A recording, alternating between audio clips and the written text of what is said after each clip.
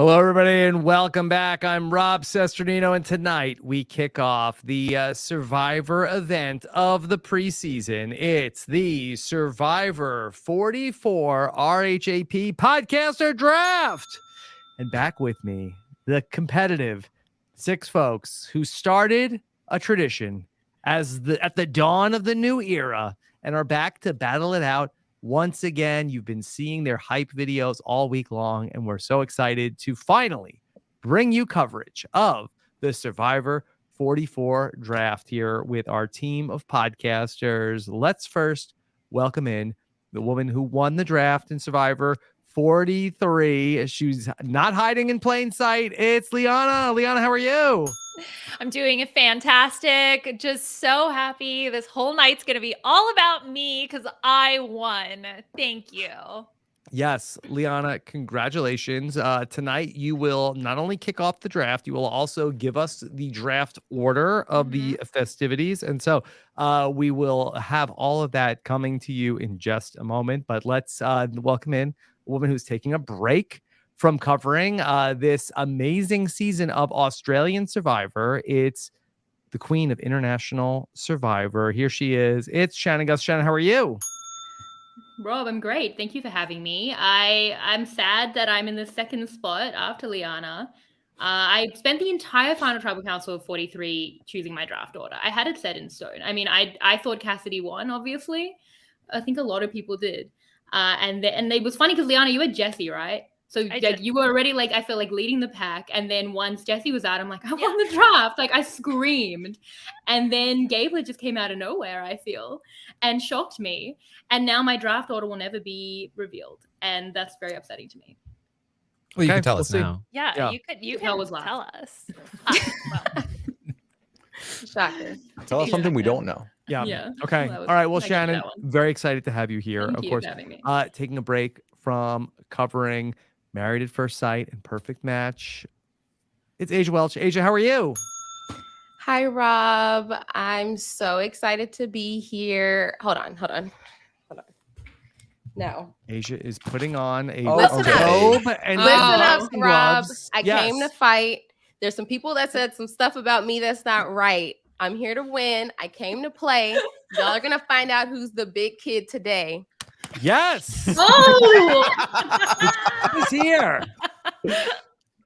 Okay. All right. Aysha is ready to go. All right. Of course, a man who had a great video to announce his intentions here tonight. It's Pooya Zambakili. Pooya, how are you? I am good. I'm excited. I'm ready. I've already said everything I need to say. I put it in a little song for everyone to enjoy. The weekend has been great, and the energy is going to get matched here. I'm excited to hear the same recycled joke about me getting the grenade again tonight. It'll be fun, even though I only got it once. Two other people got grenaded too. Double One of them fell backwards and got lucky. But anyway, pipe down, Chappell. All right, thank you for having me. I'm excited to be here. Yep. All right. Of course, here is, of course, my great co-host from the Nothing But Netflix podcast, the season 42 winner? There you go. 42 winner. There Here you he go. is, Yes. Chappell. See that distinction? The winner. So everybody can't claim that, but only a few, the upper echelon of drafters can do that. Thank you, Rob, for having me. I would like to point out that when I fell backwards into winning the draft with my first pick, I did it and got to spite somebody as well. So Pooya, keep rapping. Just stick to that. Don't stop drafting. Put the pen down. You have no draft skills at all. Thank you. Okay. All right. Well, joining us, a man certainly with some draft skills, the winner of the Survivor 41 podcaster draft. It's Taran Armstrong. Taran, how are you?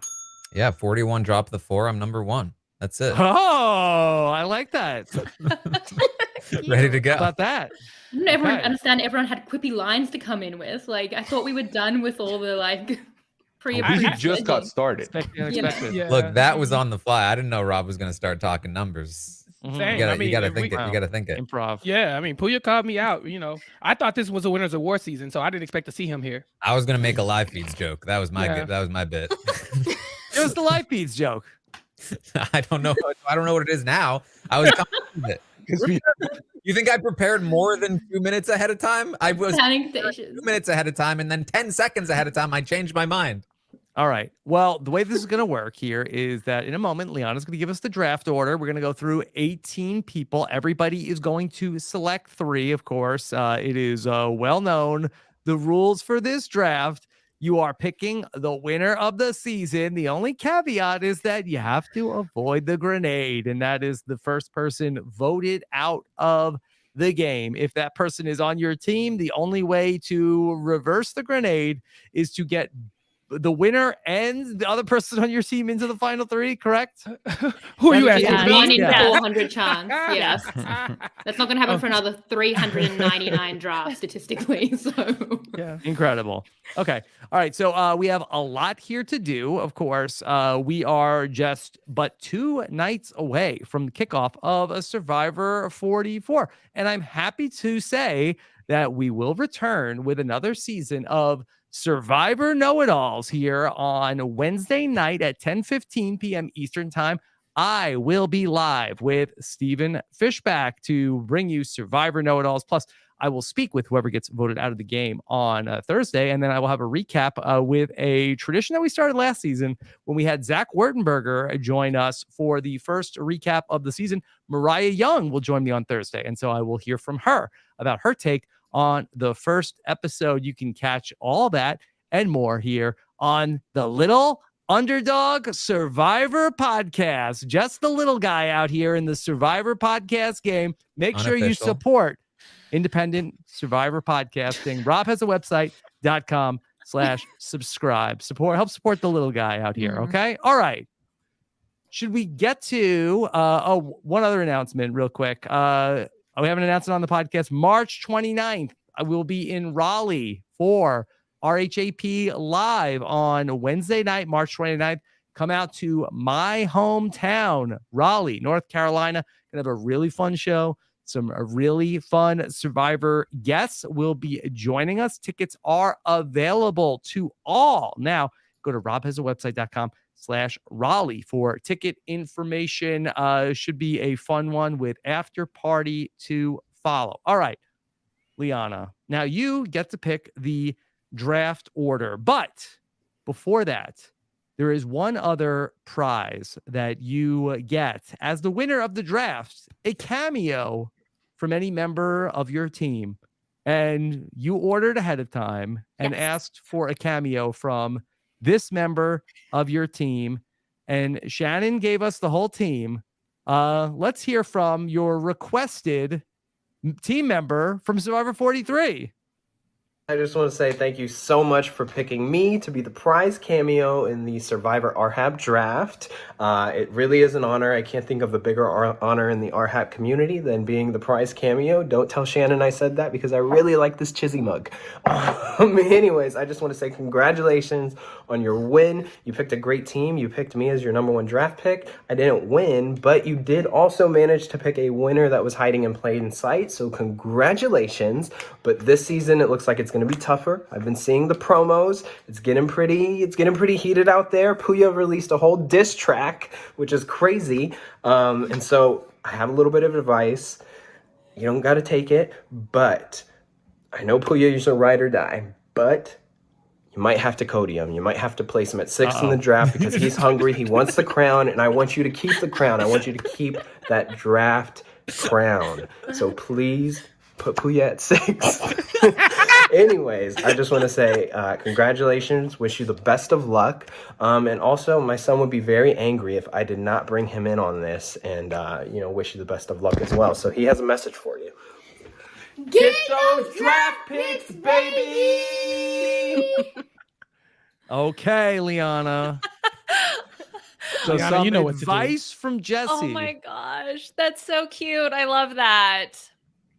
All Okay. right. Now, when he said that you might have to pull a Cody on Pooya, I was thinking, what is he saying here? But he just wants you to put him last in the draft order. Yeah, I'll I'm glad he tattoo your name on his clarified ass. because it could have gone a lot of different He ways. wanted you to vote him out. Yeah. So Jesse's mean- comparing himself and Cody to a married couple. That's Mhm. that's where Mhm. yeah.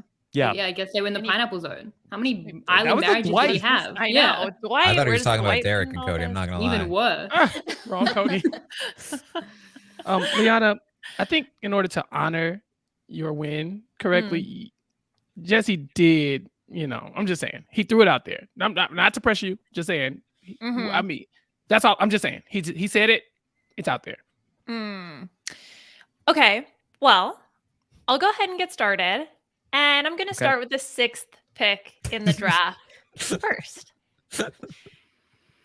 I did not receive enough compliments from Jesse. Obviously, there's a reason why he didn't win. So, for that reason, I'm not listening to his advice. Oh, okay. I'm putting Oh, boy. myself in 6th. Oh, okay. This is unprecedented. Yes. First Okay. of all of you remember this. As your benevolent queen here today, I'm taking a sacrifice for the team. Liana, don't. I won It's not with a team Gabler. game. What the hell do I know? I know, Honestly, it's this is true. It doing was- myself a good service by putting Yeah. myself in this situation where I can get worse picks because No, Gabler, Liana, I don't think, was do my it. last pick. You can't tell me what to do. This is why I didn't tell anybody my order. I'm putting myself last. Liana, don't. okay? You won the right to be first. Such a flex. No, Such a I flex. won the right to choose. There's a difference. Yes, I'm we choosing love the right to badly. choose. myself This six. is Liana putting herself into the fire making. Thank When you. is- Yeah. And I'm that's learning terrible. from my Didn't we all mistakes. decide that was terrible? No, the jury says they should be the winner. Yeah, jury says we got to go into fire making. Okay, that was your pick, Liana. Cassidy's problem. So she I'm won gonna with put Gabler myself and here. she's following his advice. Thank Yeah, she's you. making loud but bad moves. Thank Gable you. way. That is the Gabler way, indeed. Yeah. Okay, so with that out of Shocking. the way, also none of you can complain about any of your positions within the draft because I put myself last. So Very good. otherwise, I'm going to turn this podcast around and we're going straight home.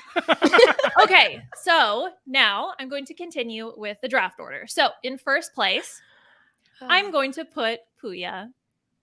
I'll marry you. How'd you Happy like that, birthday. Jesse? Did that work? Jesse. Jesse, did your ploy work? You I'm going lining your reverse, pockets with Chappell's money? reverse Didn't work. psychology here, hoping. Didn't work. Also, Pooya, if you do end up winning, then there's an asterisk on your win, and I get credit Yeah. for Woo, it. love So, that. Oh, Love are that. we I'm gonna go with counting that. that for everyone else got an Oh, asterisk for yeah, where they we got all- picked? no, what is Stop this? this. No, no, Well, Stop this. nobody No, else just had you. Just a, you. Yeah. No Wire. one has partner. won from the first pick before. Oh, I will yes, be I- breaking that tonight. Is that true? Okay? Didn't Taran win from first pick? No. No, did. he He picked did. Chanel in the first draft pick for 42. How did that pan out? no, it was Erica. He Pooya. picked Yeah, Eric. but no, you, that what was pick were you? In 41, you were not the first pick in the draft. Ricard went Who first. was? Chappell picked him.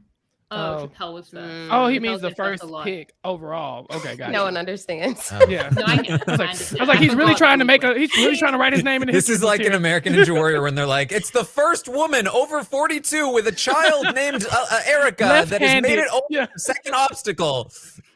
And there's yeah, still see, an he's not asterisk a threat there. to you guys. It's fine. Just keep him Yeah. up there. Mhm. Okay, in second place, in the second draft slot, I am returning the favor. Chappell put me second. I'm putting him second. Hey, thank Okay. you, Queen. I love you so much. I pay my I will debts. propose. You're welcome. Okay, ooh, a throuple. All right, then I'm going to put Asia in the third slot. Okay. Thank you.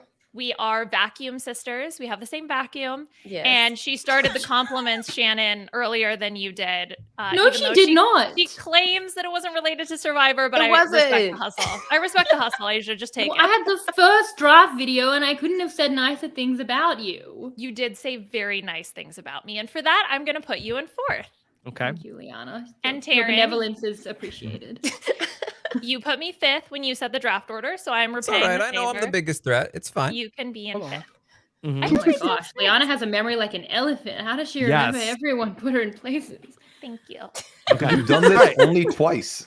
It's not For that many. shaming. She did Yeah, the it was research. easy. All right. Yeah.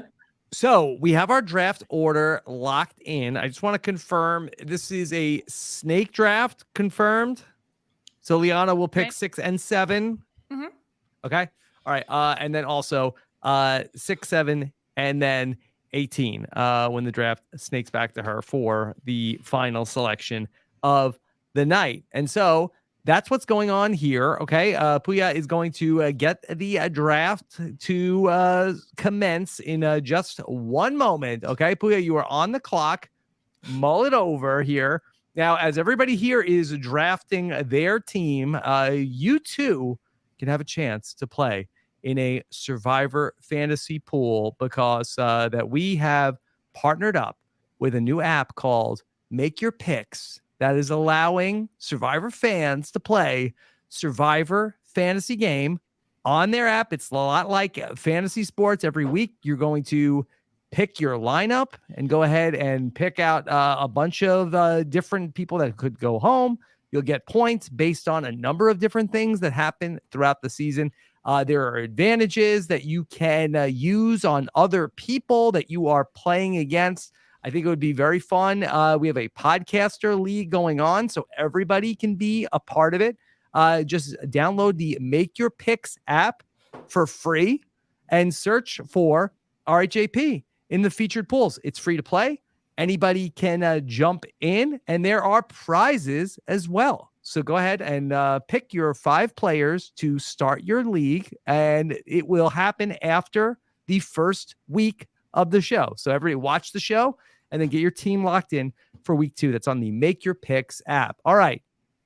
Pooya, are you ready to make your pick? I've been ready to make my pick since the 43 finale. And I'm actually very happy to be first pick. This is probably one of the few drafts that we've done here on the Survivor side where I've kind of known who I want chalk pick number 1. And that person needs no introduction. I will be there for them. If they ever needed to get sick, give me 2 words, jam, jam. Jam, jam is going to be my pick for the draft. All right, we call him Yam Yam around here. Well, yammy, yammy, yammy. Yeah. Yammy, yammy, yammy. Yes. You know me well, Rob. Yeah. Okay. All right. Here we go. Yeah. Here is Jam Jam. All right. So, reaction. Stunned silence. He's so cute. Yeah. I feel like Yam Yam went high in my other draft as well. So Yeah, I feel for- he's for a good me- consensus pick. Yeah, for me, I feel like, with every draft, I sit down, I look at them, I'm like, okay, this person seems strategic. This person seems like they're going to be good physically, this, that, whatever.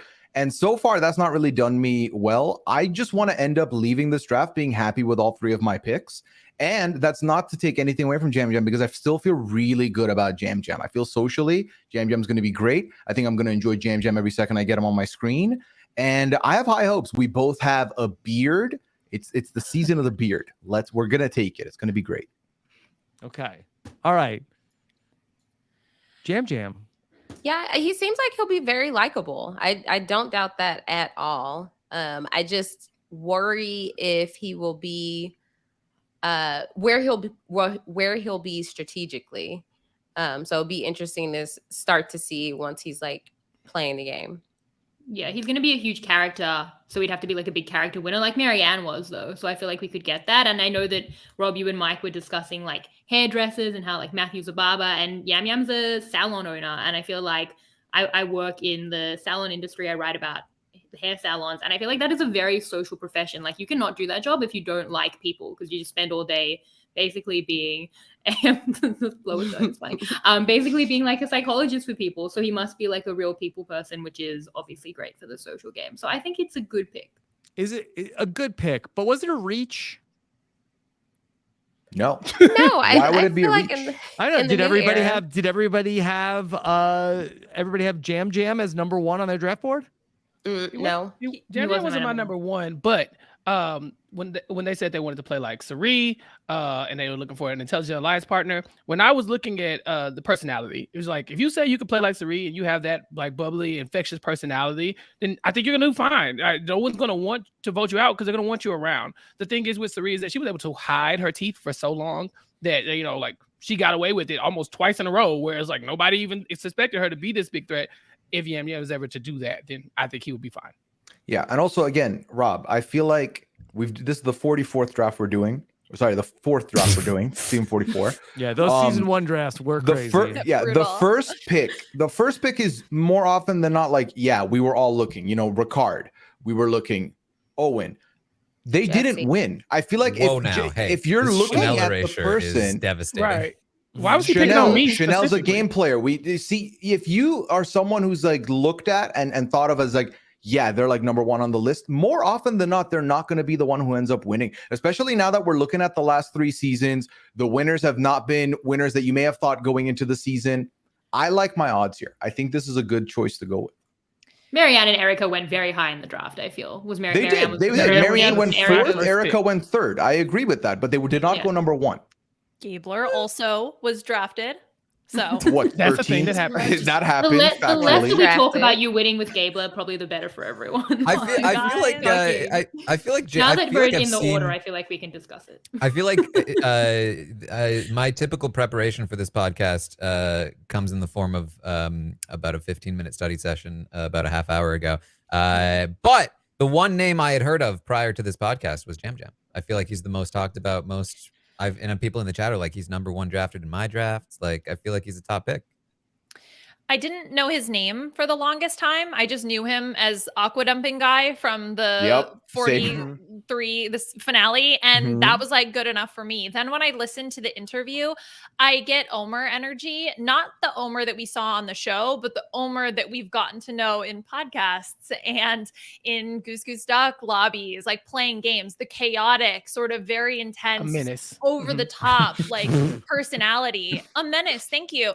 And Criminal. that translated really well to Survivor. So I think that energy gives me confidence. He wasn't the top person on my draft board, but was in the top 3rd for sure.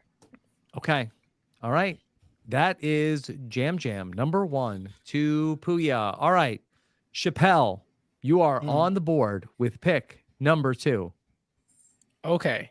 So this Pooya's not wrong. This was hard. And I kind of have been leaning into that for the last couple of drafts of just trying to find somebody who I feel really good about having on my team. If they're doing fine, then I'll be happy as long as they're on the screen. But this year somebody else like jumped out to me. I'm a fan of this person's bio just because, for one, they have an amazing name. You know, like the initials, BC. It's just something about that. Just like, Brandon Cotton. What is that about? So I think I'm going to pick him. I think I'm going to go with Brandon as my first pick in order to honor the initials. Your name? Yes. Is your name Brandon? Yeah, okay. The initials is what I said. Not the name, the initials. Thank you. Mm. All right. Here he is. Okay. Let's check out Chappell's draft pick. It's Brandon Cottom. Yes. I picked Brandon because, one, I think a big part of this game is avoiding the grenade. And I just don't see any world where he goes home first. They're going to need him for the challenges. And then we've seen NFL players like Danny do well recently, where as long as they can manage their threat level, keep other people around them, be somebody who is valuable in the challenges, very valuable in the challenges, then they'll be fine. I mean, Jonathan made it to the end. Danny almost made it to the end. These big athletic threats have been going far in Survivor, and so I decided to get me one finally. Yeah, I felt good about him because of the Danny vibes. Like, Danny was my winner pick in 41. He was my first draft pick. So I was definitely considering him. I think he seems just like a good, solid, stable pick that they could not get rid of pre-merge at all, as you're saying. And that puts him in a pretty good spot. So yeah, I think it wasn't a top 3 pick for me, but it was probably just a bit after that. I think he's definitely not going to be the grenade. I think what makes me nervous about him is that he doesn't want to look stupid. And I think trying to avoid looking stupid makes you a conservative player.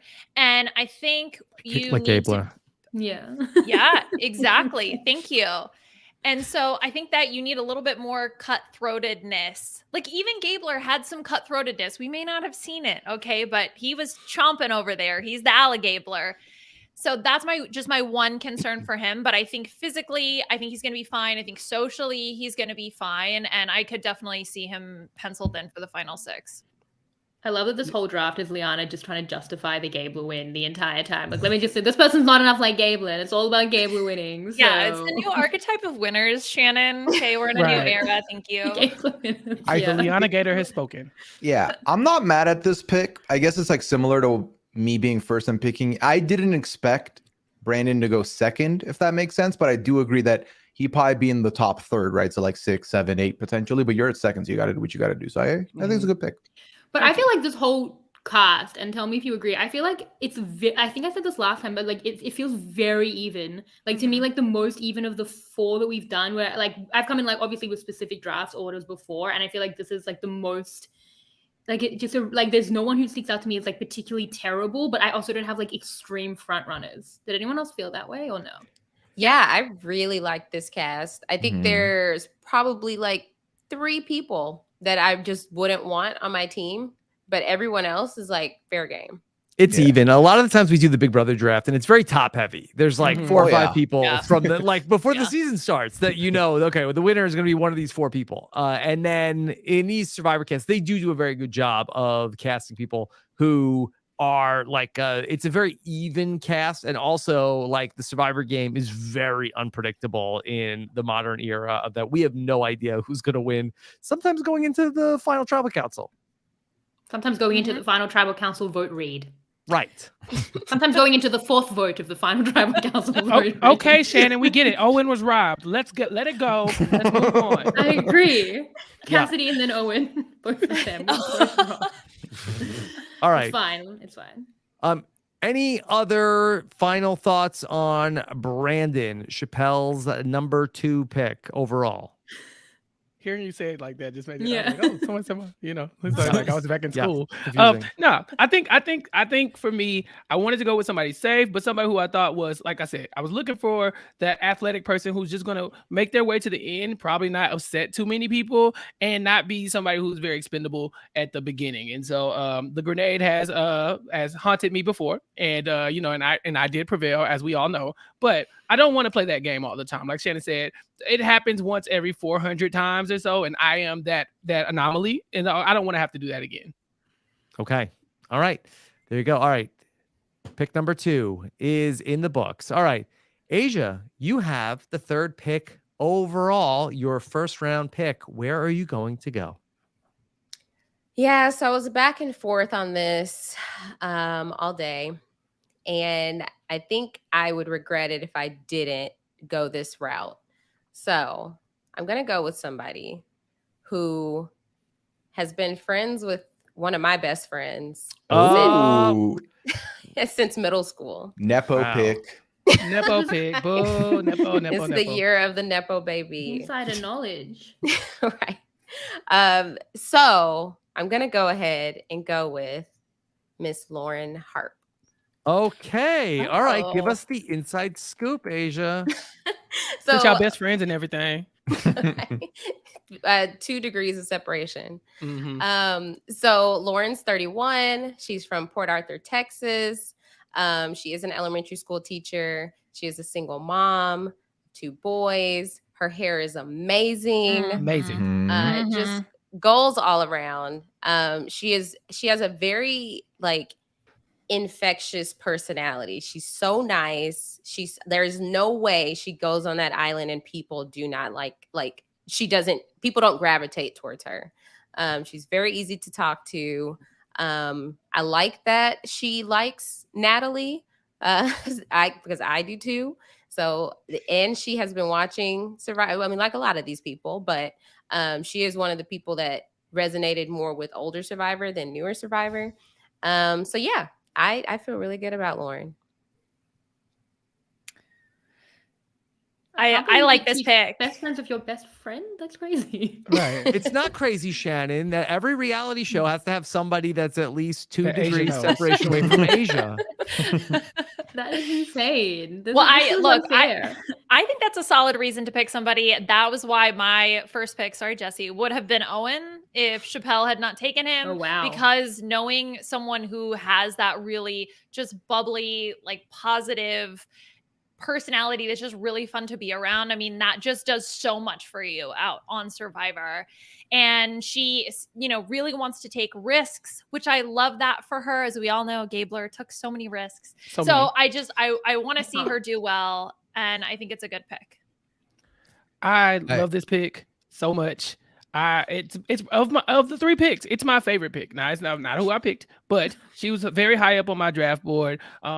She from Port Arthur, the Golden Triangle, so I know she trill. We love that. Absolutely. And so absolutely. And so what else can you say? She has a ton of life experience. She's adaptable, and she says she wants this more than anyone.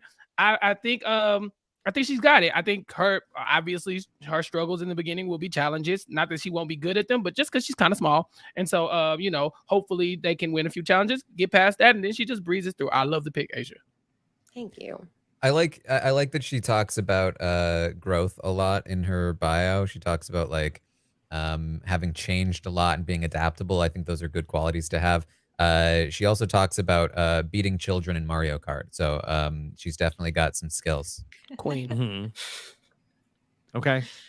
Anybody down on the pick? I don't think so. I think all around great pick. I think Lauren was a top 3 consensus for all of you.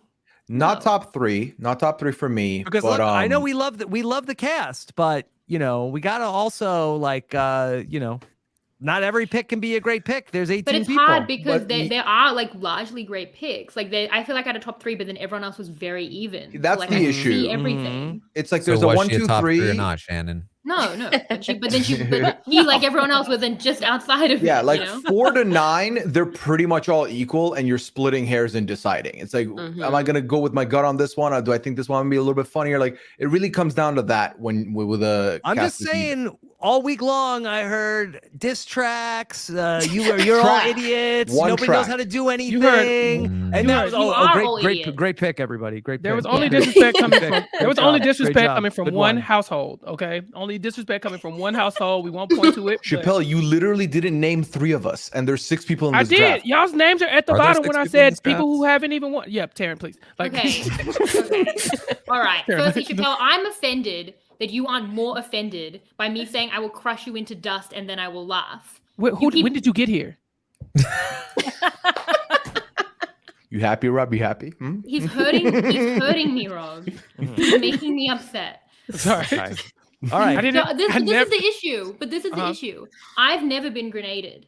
But also, as but pointed you've out never many been. times, You've never I've been in never the draft, won. Shannon. You're gonna learn Chappell, today, shut up. Shannon. You're gonna learn This is today. literally your first pick about to happen now. I'm not in any group. Do we see the issue? I don't have a home. I've never been grenaded. Pooya's been grenaded multiple times in one episode. Aysha's been grenaded. Chappell doesn't. Yeah, and tonight you join us. You join the family. That's Here's gonna your happen. chance. I would like to. No, God, no. But like, I want a home. I Please don't clip have. that. Yeah. And then at All this, right. boom, Well, somebody's boom, gonna boom. get grenaded. It's gonna happen. Oh, Okay. Shannon's begging for it. All right. No, I regret everything. Yeah. Somebody's great pick is going home on Wednesday night. Yeah, so be Mina. All right. Okay. All right, Shannon, you are on the board. You're on the clock at number 4 overall. Well, I'm here to get the real win, which is the best average in the draft, something I currently hold. How is that the real? That's not a thing. Come on. Yeah. not a What is it not a thing? That You shows have more more talent. championships. You're You're the Shannon. Amanda Kimmel of this Significant. podcast. Stop I'm the it. Sari of this podcast, You not are- the Amanda Kimmel. You I've are been the robbed Amanda multiple Say, Kimmel of this times. podcast. Must win draft. Must win draft.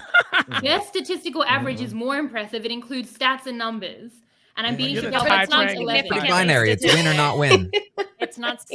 Never heard of a Liana winning stats with and numbers Gabler trophy is case. more impressive than a It is. Correct. Yes. three-season Correct. statistical average. Yes. Correct. Everyone can make up their own mind. on that 13 if you picks want. went ahead of her, and she still picked the winner. That is She wild. also picked Gabler. She did both things. So I think one Like, person was up let's to be you. clear. Listen, All right. go ahead, Ty Train. Make your pick. Never won. I'm the Sari. Thank you Chappell, for you that. can't take Yeah, it in from case me. we didn't get it, Chappelle. No, I got it. I understand. Shannon, Suri is a winner now, so you Yeah. You Yeah. guys won True. something. When Mm. was the but last I'm time you won excited anything? to watch it. All right. Well, okay. Wow. I'm gonna take my winner pick, who I'm glad has fallen to me.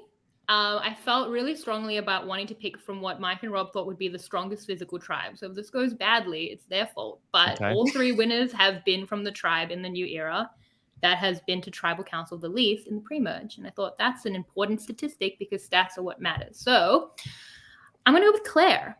Okay. who is someone that I ran into once. And she also seemed really nice, extraordinarily competitive, friendly. And I think she's a great pick from a strong tribe. I think she's super smart, clearly, like really successful woman. And I'm really excited that I get her on my team.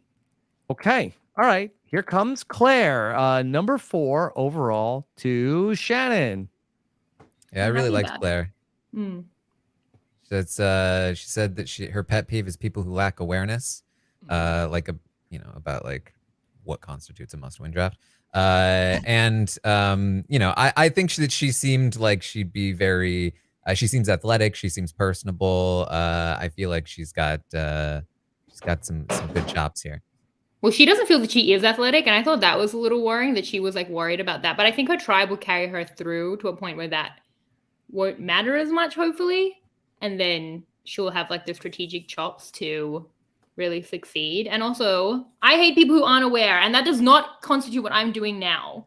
Of course not, In terms Shannon. of the must-win. It never does. See how I don't have any allies because I'm not in any group. It's because you haven't won. See, the winners have a thing, and then the losers Yeah. have a thing, and then like you should be I'm in in the that, but they middle. don't even want you. I love this Also, pick. Claire? Yeah. I love this pick, Shannon. Honestly, Thank you. I might be rooting for your pick because Claire's amazing. I've seen the footage of her, like her little interviews and stuff like that. I've read the bios. This seems like a fun person to root for, and I love a fun person to root for. So I think that hopefully she goes a long way. Taran is right. She did say something about self-awareness, and if you can get to the final tribal council and actively say like what you did, and you're very aware of your perception, then yeah, I think that works for somebody, and I think it can work for Claire. So as much as I hate to say it, I like your draft pick a lot. Yeah. I think that I think she's got that triple threat going. I think strategically she's gonna have those chops. I think socially she's gonna be great. As far as physically not being capable, if someone's a huge fan of concerts and music festivals and traveling, that is a lot of patience. That is a lot of being on your feet and having to deal with lines, having to deal with noise, having to deal with people pushing around. Liana, you have not been to a concert since like 1998, so I know you can't relate to this. Yeah, I know don't like you people. Get this. Yeah, exactly. Oh, Why? Because got it's it. hard to deal with them, right? She don't deals like with them. people. It's hard. It's hard. But no, I think this is a You great know who pick. goes I to a think it's lot of great pick. concerts, Liana? Gabler.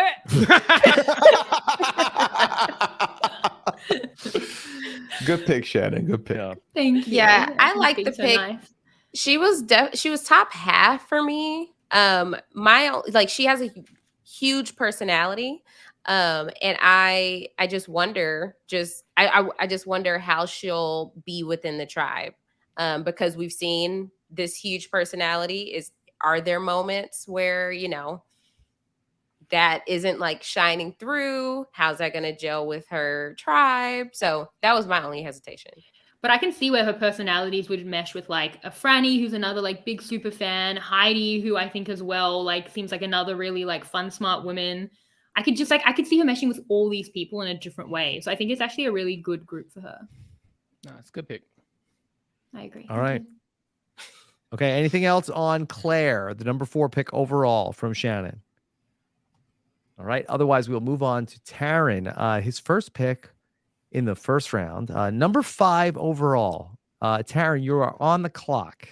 All right. My pick is Josh.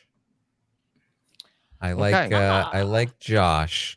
Primary reason number 1, pet peeves, people who walk slow in front of me. Every time. Every time. Salmon. It's easy. All you need for me to pick you is put in that slow walker pet peeve. I'm in. He doesn't like people who mispronounce salmon. He doesn't like unnecessary rudeness, which, Like this draft. I think a lot of people in this draft could learn from that. He seemed to me as somebody that like, hearing him and seeing him speak, just seemed very charismatic. Seemed like the kind of guy who is just kind of like just a very safe pick. I feel like he's got all the necessary qualifications to do well here. Yeah, that's a great pick. Okay. Yeah, So yeah, go ahead, he felt Aysha. differently. I was gonna say he was number 3 for me. I love this pick. He seems very smart, very charismatic. And when I look at him and I see, him speak, it's one of those things where you're like, I could be friends with him. And if you could see it through a screen, you could do that in person. Okay. I do not think this is a bad thing, but he is so boring. Like, I was listening to his interview and I was just like, I didn't remember him. But Who isn't boring, Liana? Huh? Who's not boring? Oh, Gabler. I Liana's drafting strategy is specifically Gabler traits. I beg to differ. Okay.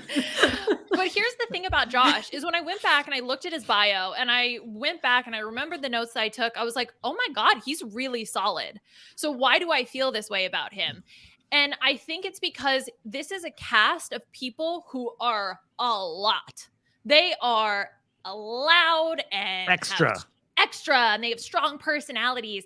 And by comparison, Josh is somebody who fades a little bit into the background, but I think that's actually a really good thing for him because as one of the few people who might fade into the background, he's not going to be targeted early because of that reason. I don't think he's going to rub anybody the wrong way. I think he deals with people on a daily basis, being a surgical podiatrist. So he's got that people skill thing going on. So I actually think this is a really good pick. Yeah, he was a top 3 pick for me. So now I'm upset that I feel like, I don't know if Claire would have like fallen back to me. I was hoping that he would. So clearly like a lot of people have him in the top 3. So he's a really good pick. I was definitely higher on him than like Rob and Mike were a little concerned that he might play a bit too hard. But I feel like he has like, firstly, insane story, like his transplant journey and then having recovered from cancer. Like that's a level of like digging deep and motivation that is crazy. And then he's a surgical podiatrist, so he's clearly really intelligent. I felt like I got a really good vibe from him and his whole personality in the interview. So yeah, it just like kind of spoke to me. So I'm quite upset now that he didn't fall back to me.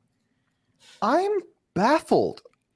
A lot of you are mentioning Josh in your top 3. Josh was in my like bottom like 3rd. Oh. Okay, all right. Yeah, This is interesting. Rob's like, spice it up. Yeah, I told Chappell to shut up. What do 5 people have gone in every single person. That was my top 3. That was my top 3. yeah. He didn't quite stick out to me in the interviews, obviously, but then for me, I just kind of got a little bit of like, I don't know, a little clueless. I feel like Josh could get lost in the shuffle, especially when looking at the tribe Josh is in. I don't think Josh is going to be in a commanding place. I think Josh is going to coast. I think this is a very not grenade. So that is a safe pick there. And I'm more than happy to be wrong. I'm more than happy to be sleeping on Josh here. But top 3 was not on my books at all. You know who else got lost in the shuffle? Right. Hidden in plain sight, baby. I mean, it does sound like Josh is going to be able to come up, make his move, and then slowly like go beneath the surface, something like a crocodile, if you will. You know, the Joshadile. Like I feel like I see that in him, so I understand it. But I am leaning more toward Pooya. I think somebody who is like so like obviously intelligent and muscular looks like a big threat. And I think that when you hit the merge, if this person is not immune, you have to target them. Like you don't let this person get to the tribal council because, like Liana said, if he's kind of boring, he probably hasn't pissed anybody off, and so you don't let him just like smart, like kind of. I don't want to pick on Yule, but you know what I'm saying. You know, you'll get to the end, you're like, Yule, hey, he give it to him. He's athletic, he's smart. Why didn't we stop him? Yeah, well, Shannon, I know winners. Mm-hmm. Okay, so like I was saying, this person could be that. So, but that's what I'm saying. So I think that if you have watched past seasons of Survivor, maybe you want to stomp that out earlier.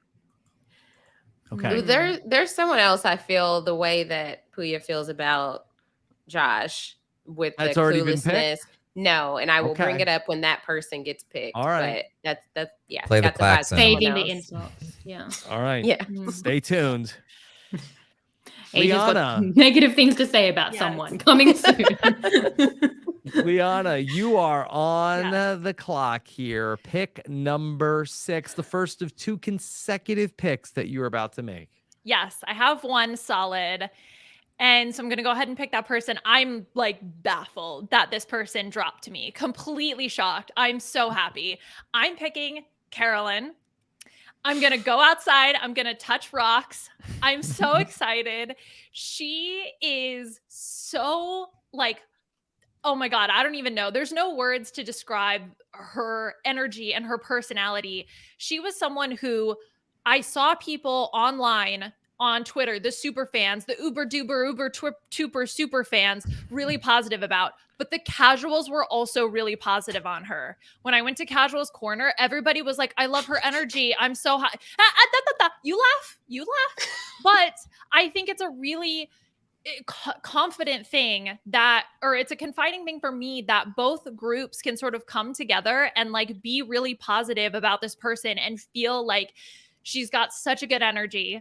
Also, the merch store, I love that for her. Go on, girl, get your bag.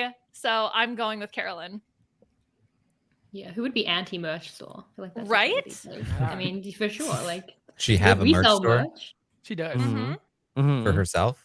Yeah. Pre-Survivor. Mm-hmm.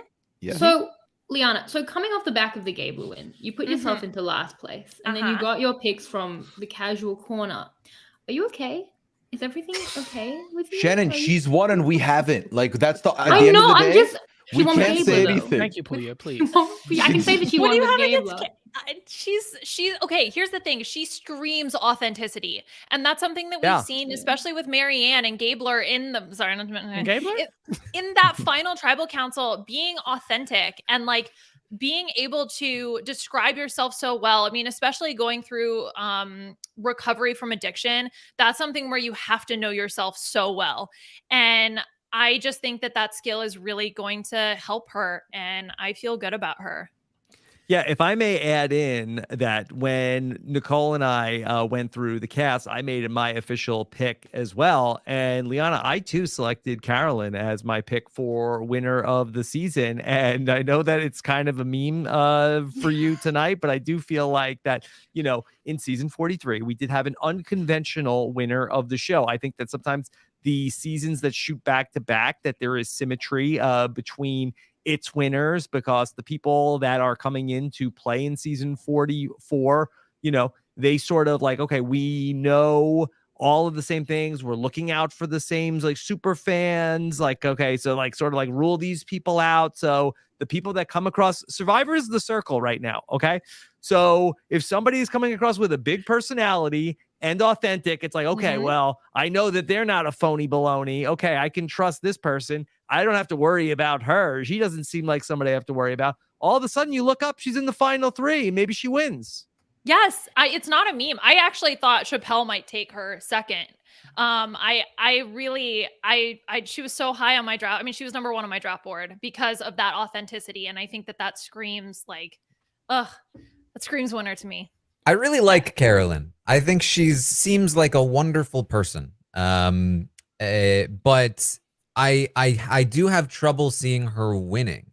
I just like from the little that I've like got from her so far, it feels like you know, we've seen that like having a lot of energy on the island can sometimes be like a negative because people are like, what are you doing?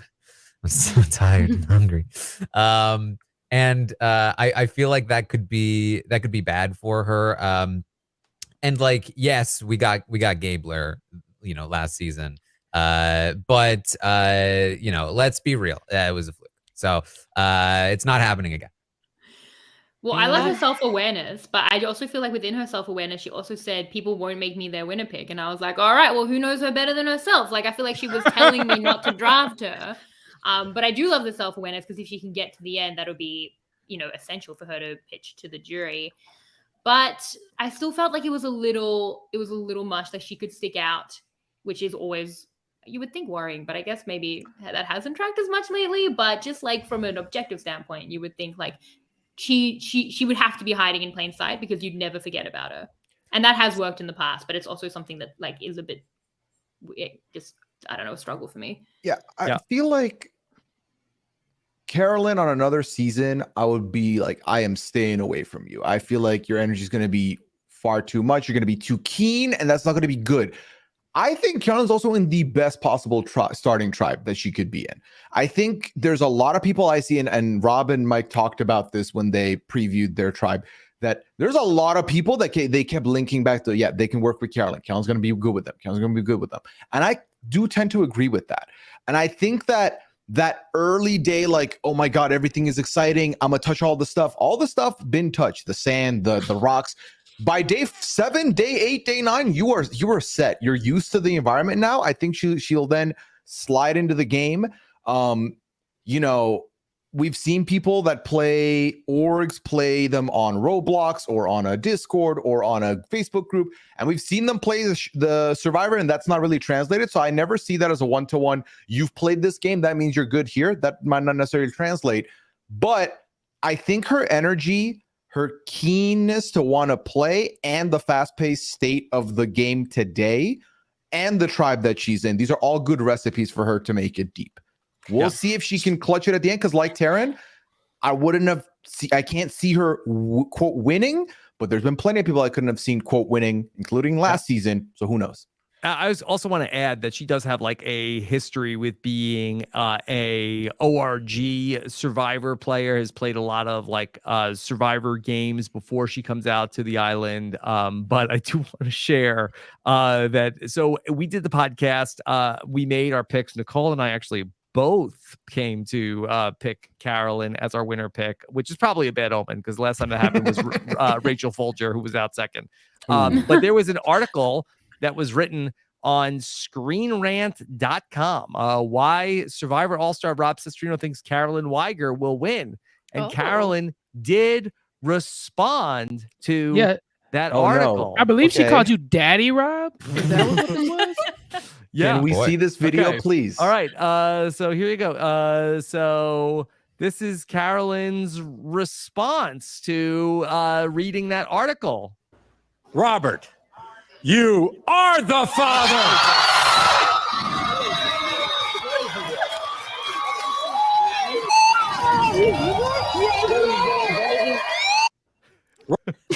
I want her to win so bad it hurts now. Like I want her to win so bad I can feel it in my kneecaps. I love her so much now. She was Liana. I did think very highly of Carolyn. I want to be very clear, but she gave me the red flags I needed to not pick her. I was with her. I was in the bio. I was like, okay, this is gonna be somebody I can root for. And then she said, but I'm kind of like Nora. I'm actually really like Nora. And I'm thinking back to my PTSD of watching Nora play Survivor. I cannot do it. I can't do it. I hope she does well, but she told me not to pick her when she said she was like Nora.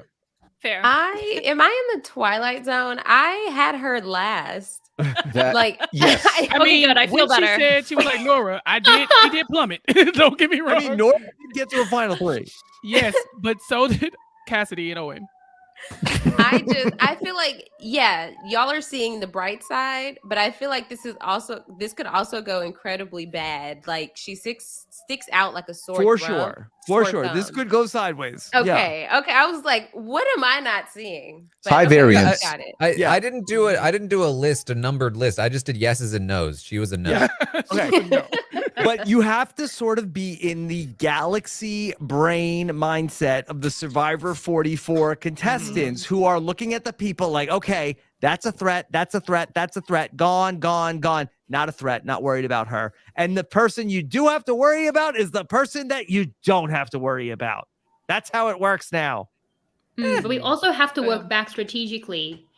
The people who have merch, are they capitalizing preseason before they go? Or are they like, they know they're in it for the long haul? Don't so play it's that game. worthwhile? Yeah, you can. There's never a right answer there. No. I'm just Let's hear asking her for out. everyone's opinions. No, No, I'm I with don't you know. on that one, Shannon. It's been driving me crazy. I'm like, God dang, can y'all stop releasing? I feel like if I'm Yeah, first they all out, are. you'll never hear from me. You'll never hear from me. I'm going to obscurity. I'm gonna hope that I could go play something else and nobody knows. But like, if you're first out and you got towels and stuff with your name on it and banners and stuff, man, I'm like, damn, don't do that because now I But kind of see- feel like you're not first out. Chappell, that's exactly why I'm the opposite of you, right? If I'm first out, I'm capitalizing on that. I'm putting out stuff because after week one, my notoriety in the dust, gone. So like, This let is me the time. collect that money while I can. So that's why there's two sides of it. It's so difficult to figure out. I mean, I do love a good scam, so I get you. Scam likely. Scam like. All right. All right. Liana, are you ready to give us another pick? That was your easy one. Yeah, that was my easy one. There's three people that I really want to pick, and I know I'm only going to get one of them. You put So yourself last. I think, I wouldn't have had them anyway.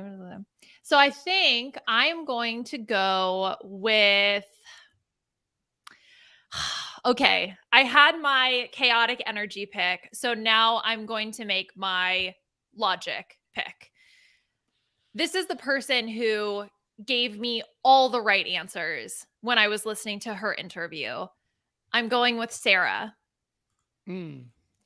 She, first of all, loves Tyson. Okay, check, done. Love that for her. She relates to Natalie Anderson. Love that. Andrea, love that. Big fan of the show. Has been watching since she was a kid. She had all the answers about how survivors are not predictable. This game favors people who can think on their feet. Don't assume everyone is playing the same way that I am, right? Which I love that, because you have to understand what each person's individual motivation is if you want to capitalize on that to move forward in the game. Of course, she's going to probably get screwed and go out early, but you know what? I can't leave her on the table. I got to pick Sarah. I love Sarah. Yeah, go ahead. I think she's great. I went into Sarah thinking I didn't like her because she said her pet peeve is a rule follower, and I felt like that's a little harsh. Sometimes rules should be followed. Sometimes they shouldn't. Let's be not closed-minded and inflexible, Sarah. That's all I'm going to say about that. But when I saw her and heard her speak, I was like, okay, she seems great. She seems like she could do really well in this game. She just has a presence about her that I think is very compelling. That could be good. It could be bad, to be honest.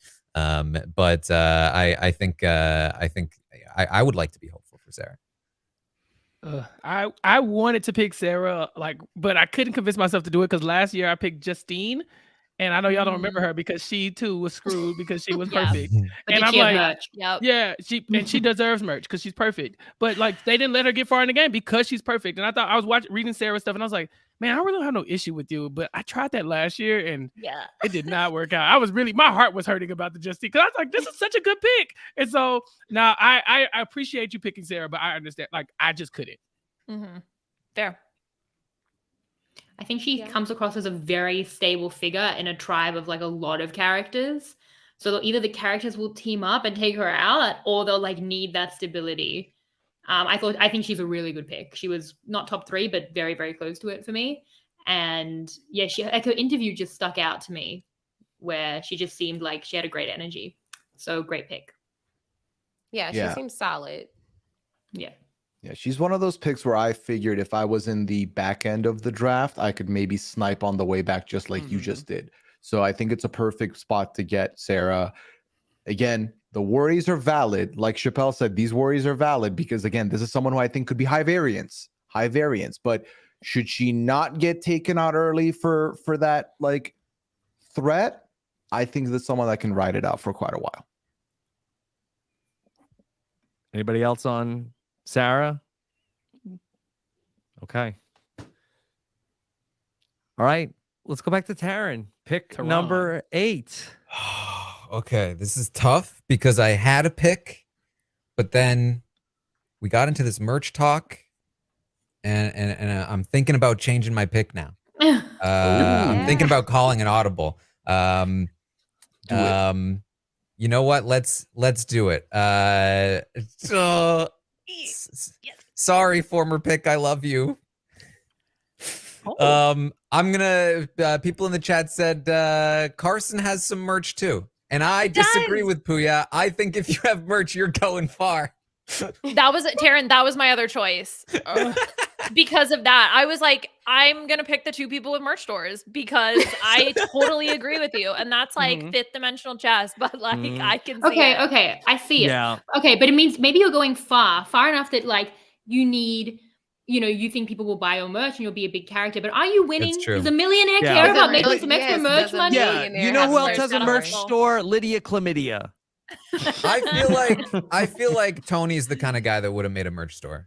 You know what I mean? Carson is not just a winner, but he's a Tony level winner. Look, if Carson wins, I feel like he's probably going to be up there, right? Oh, he's going to have to kill it. Taran, I love the pick. I don't care what anybody says, merch or not. I'm a Carson stan, a day one stan, a carcinogen, as Davey calls us. If he has merch, I'm purchasing it. I want the pillow with his face on it. I want the pillow with his face on it. Buy it.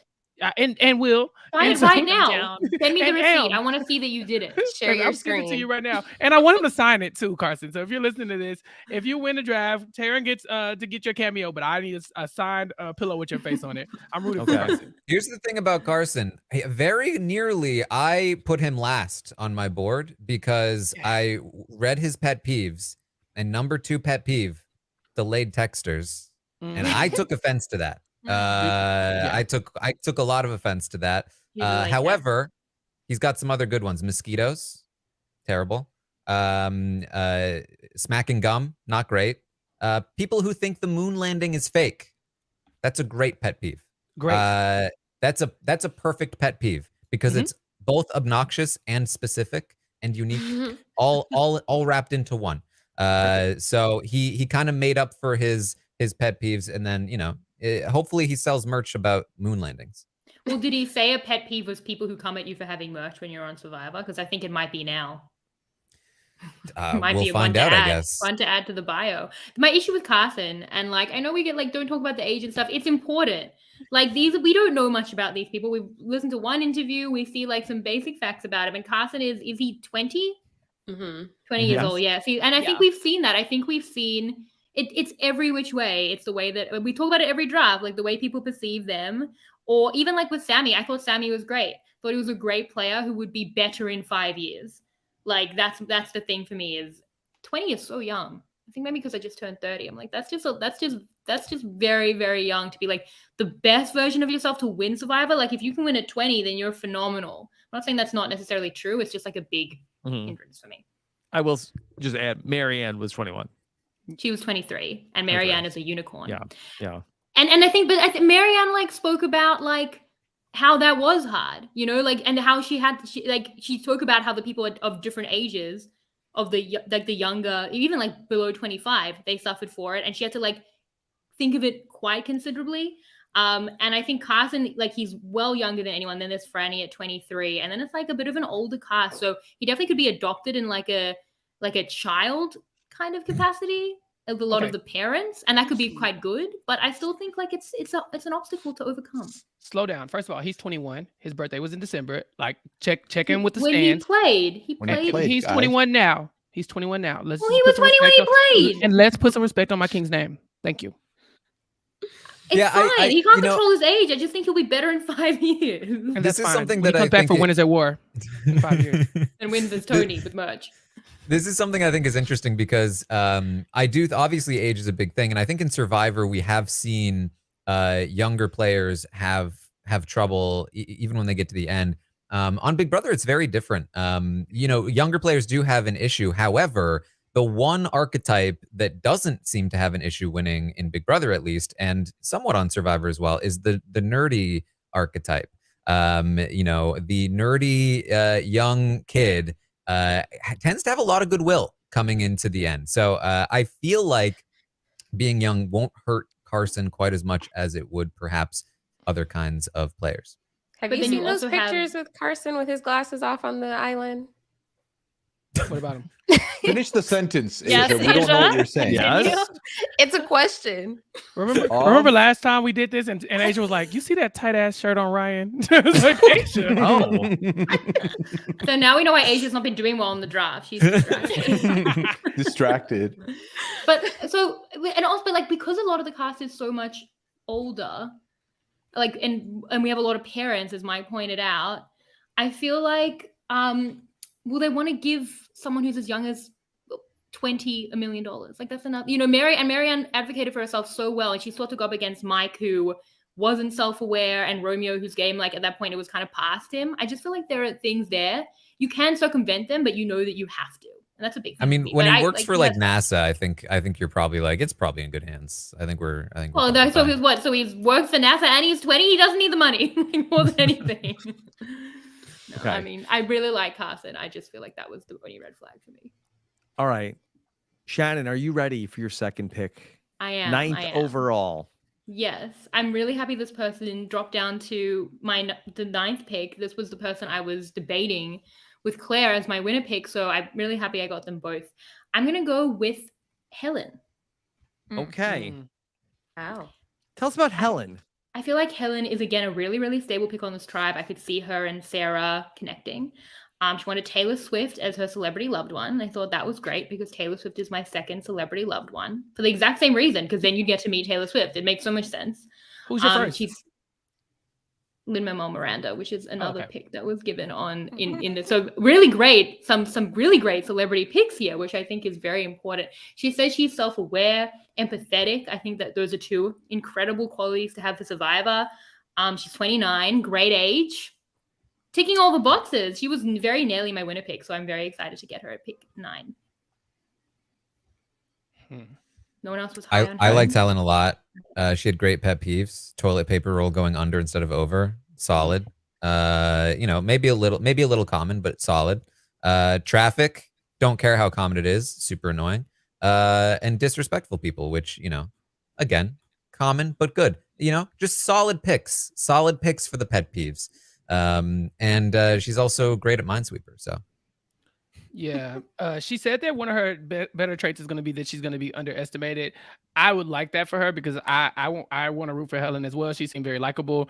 But I don't think being underestimated in a 6-person tribe is always a great thing, because if people don't think you can keep up, then you get the boot, right? And so I'm really worried. This 6-person tribe thing really does drive me crazy, because it's like these people who would probably do good in a season with bigger tribes, you don't get to see them because they get booted just because of, some ridiculous ass challenge in the first whatever. And so I think Helen will do fine if she can make it past the early stages, because she says she wants to pull the strings from the background. She likes the way Erica played. She has my attention. So I'm hoping that she does well. Mm-hmm. She likes Erica, relates to her a lot, and I think that is probably a good spot for her to be in if this tribe can survive a couple of tribal councils early, not have to go. She can really get some footing. I think she's going to be really smart playing the game. She had one of my favorite random phrases, which was the tiger jumped in the pool and lost its stripes. I thought that was cute. That's a plus for me. Yes. I like Helen. She was probably in the middle for me just because of the issue with the 6-person tribe. Yeah, that was a huge thing in the last season, obviously. It was so physically based with these. But I don't know. I think that she could still be really good. I think that there are much bigger personalities and targets around her that I kind of hope that it wouldn't fall to her. Like, I can't imagine what she would do to be early to unless it, and Chappell said it, with someone like Justine, it was a big character like Cody, just getting that name out there. So I would hate for that to happen to her, but I just think that she just has, for the longevity, for the best average drafter stats, I feel like she's really got it in her. She's got a while to play, I feel. I'm kind of wishing you hadn't picked her though, because I really want her to win. I really root for that. Wow, that's petty. It is. It's Chappell. It's okay because she's got a grenade as well. Right. Stop it. I have my bad. I have the grenade. Claire. Well, you manifested it. You still have one more pick too. Yeah. Okay. True. Well, I just want one ally in this draft. Me, I have not said a mean thing to you. Yeah, boy. Shannon's like, I need one I Asia, she's looking for winners of the draft. A winner. No, Asia, I accept it. No, any port in a storm, Asia, 100%. Listen, Shannon, fine. I've tried to be your ally for 2 seasons and you don't believe it, so I don't know where to go from here. But yeah, I guess people are pretty nice to me. It's really just Chappell. It really gets in my head. What did I do? I saved you from the grenade one time. At least be grateful. Yeah, but I also wanted Zach. But and then it made you have the most impressive victory of all time. So that was unfortunate. Yeah, but I can't do it all, Shannon. I can't save you from getting the grenade and also continue to have the most. I can only do so much. You got to pick a lane, Shannon. Yeah, you got to pick a lane. Do you want to be grenaded or not? There's no Elaine here. Which one is Elaine? Mm-hmm. Pick the grenade. Okay. All right. Let's go back to Asia. Okay, Asia, this is going to be your second pick. Number 10 doing great, Asia. overall. So good.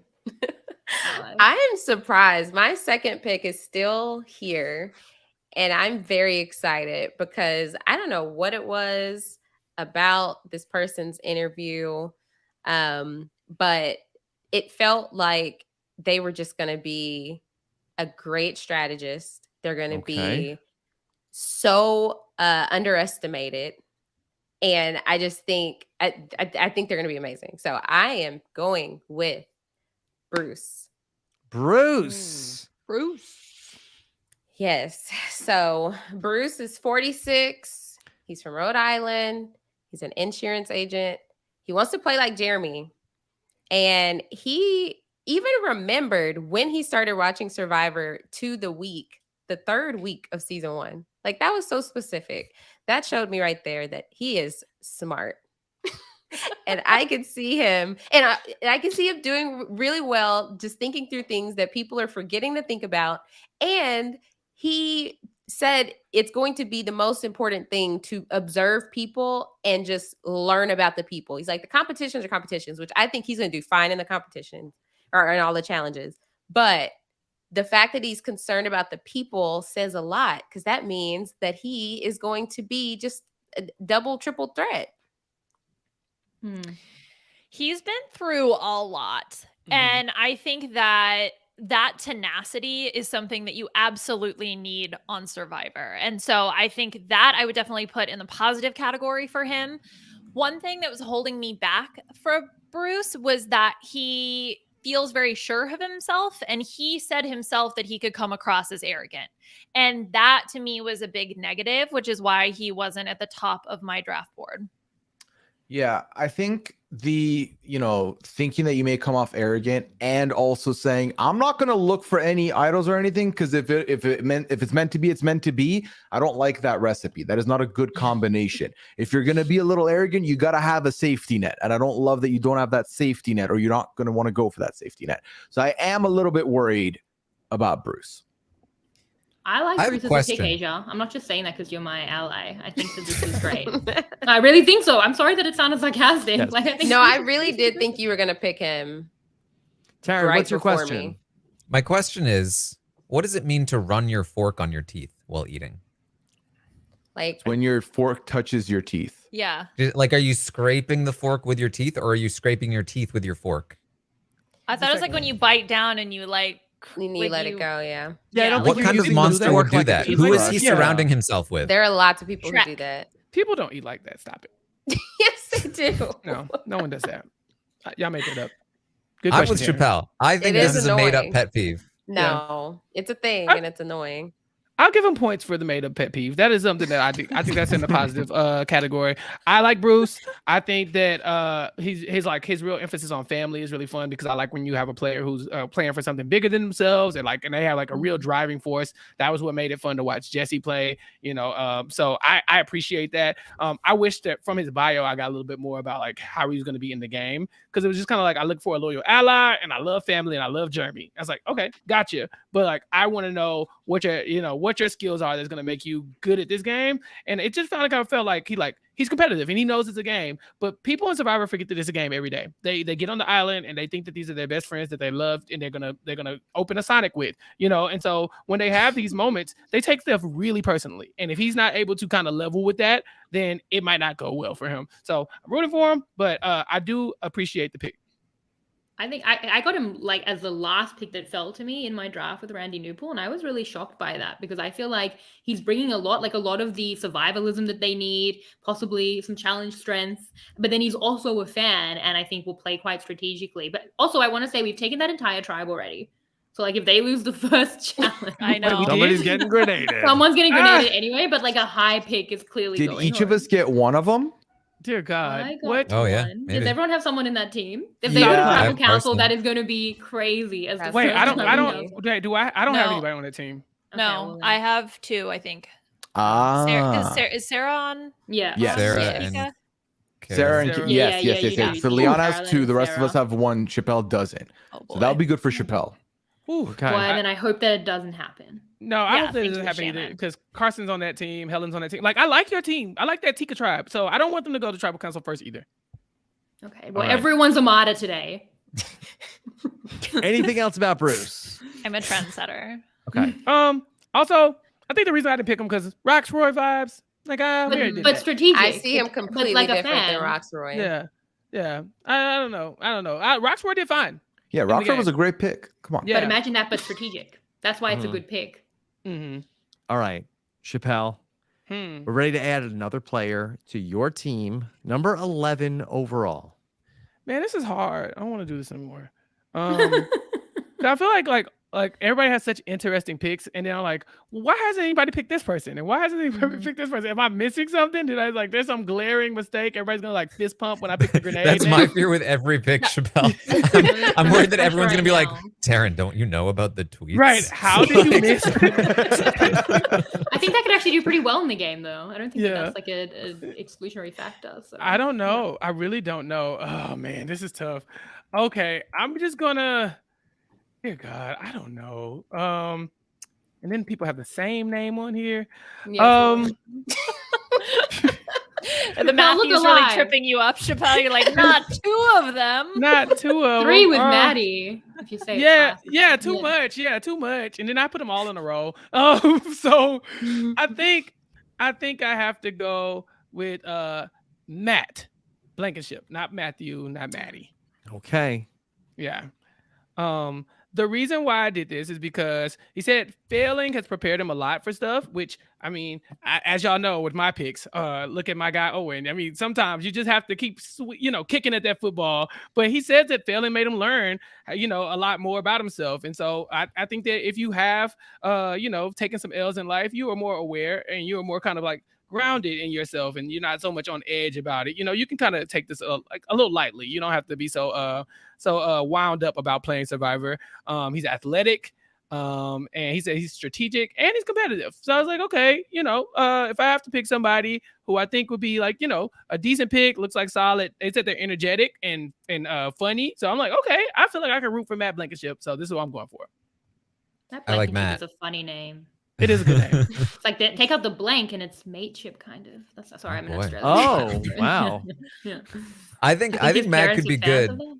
I think he says he's run a marathon. That's difficult to do. I think it speaks to a level of endurance that will probably do well for him in many different kinds of challenges. But you wouldn't necessarily see him as like the biggest threat in challenges, but I think he certainly could be. I think that he like speaks well for himself. He seems personable. And there's not a lot to dislike about Matt other than the fact that he's not a fan of peanut butter, which pretty much makes sure he can't win. I too am not a fan of peanut butter, so I would never win as well, Taran. You're probably right. Yeah. This was the person I was waiting for. With the I can co-sign that, Asia. A little aloof. A little his vibes, where I see people in the chat saying he has good vibes. His vibes are a little too chill, I get the vibe that he's just not gonna be somebody who's commanding attention or being very proactive. And so I would be very concerned if he were ever in any danger.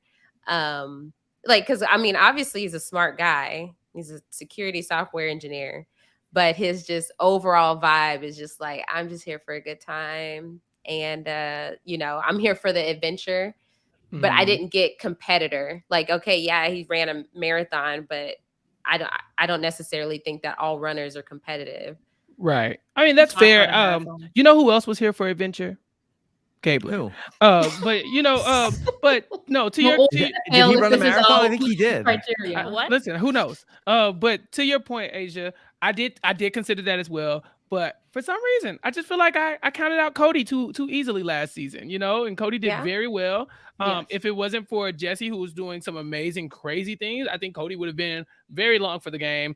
So I'm kind of trying to like open the door to a little bit more chill players, but I do hear what you're saying.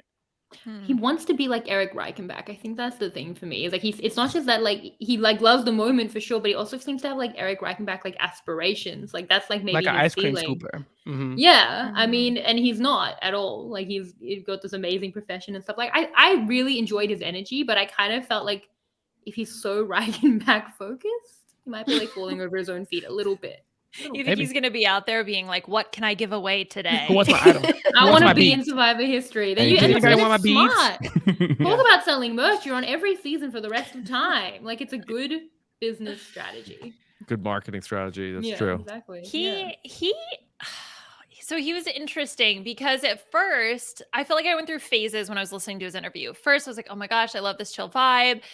But then he started talking about how he is a little bit nervous, and I could feel that nervousness and that anxiety coming across.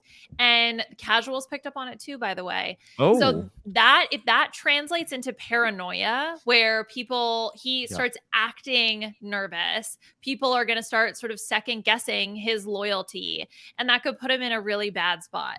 Yeah, So that's my like one niche case for him that's really bad. can I ask you, what are the casuals responding to? So they posted on the Facebook page a 1-minute video Okay, got of it. each of the contestants. So that's what they were replying to. Oh, that's what I'm going off of. See, Taran and the casuals. Yes, One of exactly. the There handshake you go. meme. Yeah, If the shoe Is it fits. actually Casual's Corner, or you're just calling it that? No, that's her Uh, B&B. the B&B OC. Casuals Corner. Asia don't listen to the B&B. You heard it here first. There's Asia, a don't lot of listen to Survivor Chappell, podcasts. do not come for Asia. I will jump in front of that bullet. You with should. Asian face. But so Wow. so Matt was the one who had he was talking about his anxiety and negative self-talk. And I identify a lot with that. But that's also why I feel I wouldn't be good at Survivor, which is again a part of the negative self-talk. It's kind of like a self-fulfilling prophecy. But it's hard. I genuinely think as someone who's super anxious that it's obviously something that's a big thing. I would struggle with Survivor for so many reasons, but anxiety being a major part of that. I'm anxious covering Survivor, let alone playing it. So I can't imagine how that would kind of intersect. But if he feels like he has good coping strategies for that, then he's actually really well placed for it, because it's actually a really good kind of preparation in dealing with that. So I hope it goes well for him. Okay. All right. Chappell selects Matt Blankenship, number 11 overall. All right. Sounds like a made up name. Blankenship. It's real. It's real. Sounds made up. Pooya, you kicked it all off with pick number 1 way back when. We are finally back to you for 2 consecutive picks to finish rounding out your team. Pooya, who is the number 12 player selected? This is fun. Not often am I able to close out my draft without having to look at the last 3 people and be like, oh, who's the worst case scenario here? That and quite a few people from the bottom of my list are gone, and 2 from my top 6 are still here. So I'm losing my mind. But now I've been getting in my head ever since Chappell. It was Chappell's turn on the clock, Rob, because now I'm getting to that point where I am terrified that I have all this in front of me, and I'm going to stare the grenade in the No. face and be like, Pooya, what he did now, it. come here. get So that smart, negative Liana. self-talk out. All right, Rob. Yeah, All just right. don't pick both of the grenades. Fine. I'll only pick one, Taran. Just for I you. mean, to Save get one for double Shannon. grenaded, Taran. I mean, the chances of that are It's astronomical. very slim. Yeah. Okay. Get grenaded less than 2 times. Pooya. So with That's that all being you need. said, there's 3 people that I want on my team. I can only have 2 of them. And I'm struggling to figure out, okay, I'm going to pick one of them here, and then I'll make my second decision later. I'm going to go ahead and pick Danny. I'm going to pick Danny okay. here off the board. Danny is someone who when you first see the photos, you're like, this person could be fun. This person could be fun. I don't know about this person. I didn't know about Danny.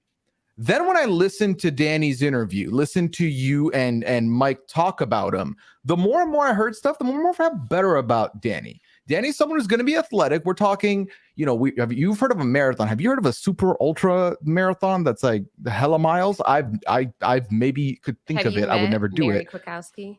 Yes. Mary, Danny, handshake meme. Let's go. And Let's would get we that not all going. pick Mary in our draft? So First pick. Yeah, First pick, yeah. I feel like Danny could do a little bit of Curse the damage M's. here. Yeah. I feel like Danny's someone who's got the physical. But I also felt like Danny's someone who I think could socially do decently. And I feel like for the start of the game, I'm feeling relatively good about Danny. We're talking challenges. You need them. So Danny, that's my pick. Okay. There you go. it's a good stable pick. He's not going to be the grenade, Pooya. Well done on not picking the grenade yet. Very good. Thank you. Yeah. He's we're saying they're a really strong tribe, and he's a big part of why. So I think that they'll be in a really good spot with that. And he seemed like he's a fan. He seemed really down to earth. I could see this as other than the clear physical threat maybe becoming an issue. I think that I could definitely see it. I said down to earth as well, actually, in my opinion of him. I think that also he was realistic about the game being chaotic. And I think that that's something that's so important, knowing that things may, I mean, well, I think, was he the one who liked the hourglass smashing? So yeah, he's like, I'm ready for the One of the chaos, two. baby. And so I think that that bodes well for him. He doesn't have a set plan, although that can have a negative side of when, especially if you're down to the final 6 and you're just living on vibes, then that might not bode so well. But I do think it's a good pick. But firefighters do so well as well. That's a They do. profession that has Shan- like, had yeah. so much success. Statistically, Shannon, right? Yeah. Statistically, it's a really Yeah. good profession. I I was- get I was- the physicality and also being like a hero and like a savior kind of person. So I get that. I was kind of turned off. He talked about like people are gonna see me as like a broy, like douchey type, but I'm totally not, and I'm gonna have to make sure that people don't see me that way. Which I feel like I've soured on over the last few years watching Survivor. Like I feel like I don't know. It feels like the kind of archetype that like I don't know if it's gonna work. I don't know if it's gonna land. You know. On top of that, like I think that when you look like Danny, when you have the muscles and the tattoos, you do need to like be very conscious about like how you are perceived. I think that's good. But I think it's like very difficult to do. And I think we've seen people recently like not really do that well after having done it well, which is kind of an interesting spot to be. In terms of pet peeves, this was a very interesting one to me. His pet peeves are 1, bullying, and 2, whining, which to me was like, okay, pet peeve is bullying. Pet peeve number 2 is whiny little babies. Get over it. Like they contradict each other. You know what I mean? Fair. I guess. Well, no, I like this pick, Pooya. Honestly, I think I would have picked him next. I think the word that sticks out to me is that he put affable, like Jeremy. Like it's not like Jeremy was just like out there, but it's the fact that people could talk to him. You know, like he's a big guy, he's a threat, but they felt like they could work with him. And I feel like if people gravitate you as a big person, as opposed to like trying to get you out all the time, that's definitely a good thing. So I did like that. I do like the pick, Pooya. Thank you. Yeah, the only reason I had him kind of low, and like my preferences were just looking at his tribe.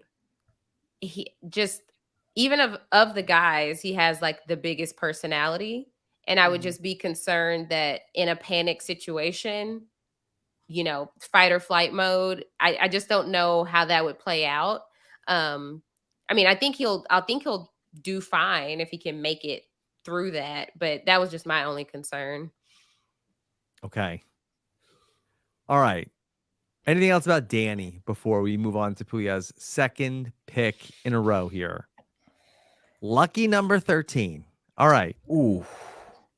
Pooya, you got us started with Jam Jam. Then you took Danny M. Now, who is going to be the third and final member of your team? So my third and final member of my team was by far the most I'm shocked based on who I'm going to pick, based on what I heard, based on how I felt after learning about everybody in the last like 48 hours. Okay.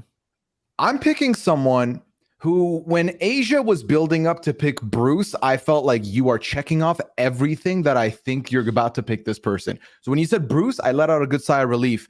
I am picking the one and only Heidi. I'm putting Heidi on my team. And let me explain why. Heidi is 44. Okay. Heidi is someone who got the Survivor, through a neighbor. Got through Survivor through the neighbor. They were like, hey, winner pool, you down, you in? You're like, what is this? Watches it. I loved everything else I saw from Heidi moving forward in this in the interview. Heidi's someone who, when asked what excites you most about the new era, I love the speed. She easily looks at it and says, compared to the old seasons, this speed, like, I love it. I enjoy it. I'm a go-getter. I do a lot. So I think I can adapt into this. And I feel like one of the things that we could see is people will see someone who is an older fan of Survivor or someone who is potentially older than them, and they will just be like, yeah, she's not going to be able to keep up. I think she will be able to keep up. She's also eager, which I do like quite a bit. And I think the combination of CrossFit, but also board games, I think is a solid 1+1. And then the what was the one other thing here? Knowing that you'll be perceived as a little bit seasoned is great, but also knowing that you're bubbly and you can put that social to work is great. So I feel really good about Heidi. Here. Now, all of this said, am I a little worried? Yes, very much so. But I feel better about picking Heidi than someone else that's still left on that I'm more worried about that I ended up leaving not picked. I absolutely love this pick. Heidi was next for me, so I'm not too upset about it, but I'm going to applaud you for that pick, Pooya. Thank you. I was considering her. Yeah, we love a woman in STEM. So yes, shout out for that. Also, Team Puerto Rico for Pooya over here. I think that her life experience of being thrown into a situation where she didn't really know the language, she was moving for the job, and then has been able to like build this whole life. That's such a cool story. And I'm hoping that all of those experiences will help her on Survivor. I think that the only negative that I had for her is that, oh, this hurts. Okay, I'm an engineer, okay? And the women engineers on Survivor don't necessarily do all that well. And that is my one holdup, is because you have to be like, I don't know, I felt that I had to be so aggressive and blunt and really step into the field of engineering. And you don't necessarily have like a light touch necessarily sometimes. So that would be like my one concern for her, is being very heavy-handed. Do you think she'll be the first boot? No, I don't think she's going to be the first boot. She She is a PM. She's a project manager, which she does have to work with people, which is a little bit of a different skill set. But typically you still come through an engineering track. So I don't know, but we'll see for her. Yeah, I love that she picked Lin-Manuel Miranda as her celebrity loved one. That was excellent choice. And I kind of feel like she could be a maternal figure to Claire and Franny, who are on her tribe at 25 and 23. So I could kind of see them coming together and her being like the mother of the tribe, which is a death sentence. But it's something that I feel like, I agree. I loved her energy. I loved her interview. And I feel like it's something she could overcome. She's super, super smart. And she's a big fan, which many of these people are. But I think it's a good pick, and I was definitely looking at her within, my next pick. Same. I think Heidi is really good. The CrossFit, the board games, she played basketball, she has patents, she does it all. It seems like she's good at everything. And so that's a good thing, because I mean, Survivor is going to be a thing that challenges a bunch of her skill sets. And so I'm hoping that she does well. She seems very likable. Shout out to Puerto Rico and all that good stuff. How did she last so long on the board? How'd she make it to 13? You all love her so much. Yeah, it's just like she was everyone's like everybody. Yeah, it's she's such right an even thing. I think we're all getting a lot of picks we want. And I think there's still a lot of good ones left. Like I left a couple that I might come to regret because it's been that good. Like there's a lot good left here at the end. Yeah, that has not been the case in the last couple of seasons. I think it's very, very different. Not that all of that panned out, but I feel like last season, like no one wanted Sammy or Cody. Like we were wrong, but it was still like very much a thought process. The season before it was like Daniel Strunk, Tori. Like I feel like there's been names before that. Brad, Heather. Again, it doesn't always pan out, but I always feel like there are like consensus names that are falling to the end, and that just doesn't seem true of this current cast. Yeah. The only, of course, since Rob has to call us out on all being the love tribe here, the only thing I have against Heidi is that she's older, and I know that tribes typically will look at an older woman as expendable. I hope that she does well. I don't think she's going to be expendable at all, but I know that that's a lot of times what we see as a pattern on Survivor. All right, Chappell, she's you not can old. look at her and see that she's not expendable. I don't think they will. And we all agree. I just think her tribe might make a dumb mistake. Well, they're not doing it at the first tribal council because we think that they're the strongest tribe, right? They are. They're the strongest tribe. Yeah. So there you go. Who knows? That's so imperative. So that's really important. Okay. All right. So Pooya is locked in. He's got Jam Jam. He's got Danny. He's got Heidi. Pooya is done drafting for the night. All right. Okay, see you, Pooya. You wish. I'm not getting rid of me that easy. All right. We come back to you, Chappell. All right. You have Brandon. You have Matt Blankenship, who will be the final That is a pick funny name. on your draft? It's a real name, y'all. Damn. That guy was made up. Leave him alone. It's like a writer with writer's block being like Matt Blankenship, right? It's a real name. Damn The it. sizer goes. All right. Survivor. This is hard. It's my last pick. By the way, Um, Sam Moore reminds us backstage. He says that number 14 was the pick where Gabler went, the winner from last season. Yep. Ooh. Thank you for reminding us Number 14. that he won. That I Is, made. it, is this pick number 14 right now? This the one? I'm Yes. doing? Yes. Yes. Mhm. This is where the Okay. last winner came from. Oh, okay. I don't, y'all. Honestly, I don't know what I'm gonna do here. It's good. This is a game time decision because there are so many people that I felt good about and didn't expect for them to fall to me, and yet here they are. So I'm thinking again, what y'all know that I don't know. So now I'm second guessing one of my choices here. I'm really hoping this tribe doesn't go to tribal council because apparently I'm gonna just keep picking from them. Okay, fine. I think I'm going to go with Maddie Pooya. Okay. Which of the many Maddies? Maddie. Okay, Maddie. this is Maddie. Maddy. Maddie. Maddie. Yes. I like Maddie's bio a lot. I don't know if that translates to the game of Survivor, but I think Maddie and I could be good friends. Maddie gives off like the surfer vibes that we know typically does okay on Survivor. She seems very, very fun. She says she's a middle child, which is great because, middle children always are put in that position where they have to navigate their whole family. So I thought, okay, maybe if it was a smaller tribe, she's used to being kind of like, trying to find out where she fits in. So there were a few things that stood out. I like that she said she's strategically like Sari or Omer because, Sari, of course, is amazing and then Omer exists. And then she said swag-wise, like Malcolm. And I was like, well, who is swaggier than Malcolm? So I have to pick Maddie off of vibes. Again, I know y'all are about to tell me all the reason why I shouldn't have picked her, but I feel really good about this pick and I think I like her. So that's it. I said it. This is my final pick of the draft. She said Chappell, she'd me make and out you with are- a tree. Yeah. And there are plenty of trees.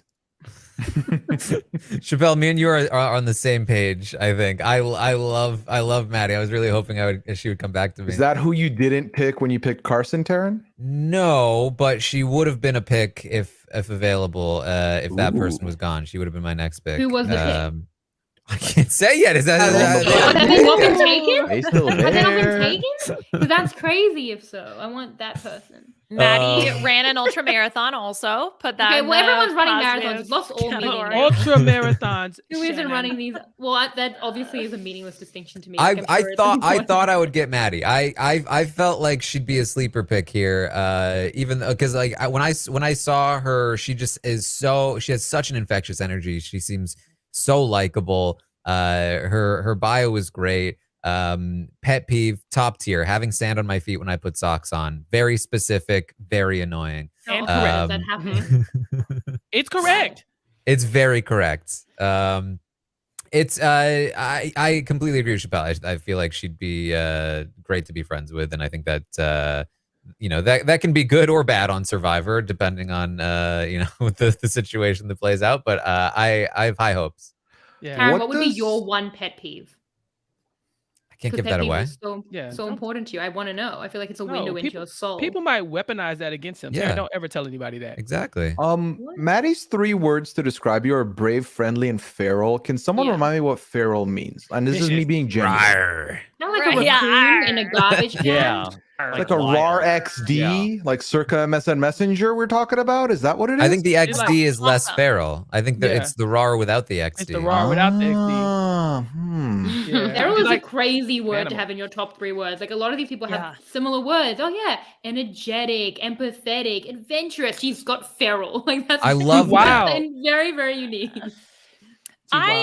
Okay, here's the thing. I want her to do well. Yes. Mhm. She quit her job to be on Survivor. Yeah. Yep. Leo, my that did feel like famous last words. 13th. pick, also quit his job to be on Survivor.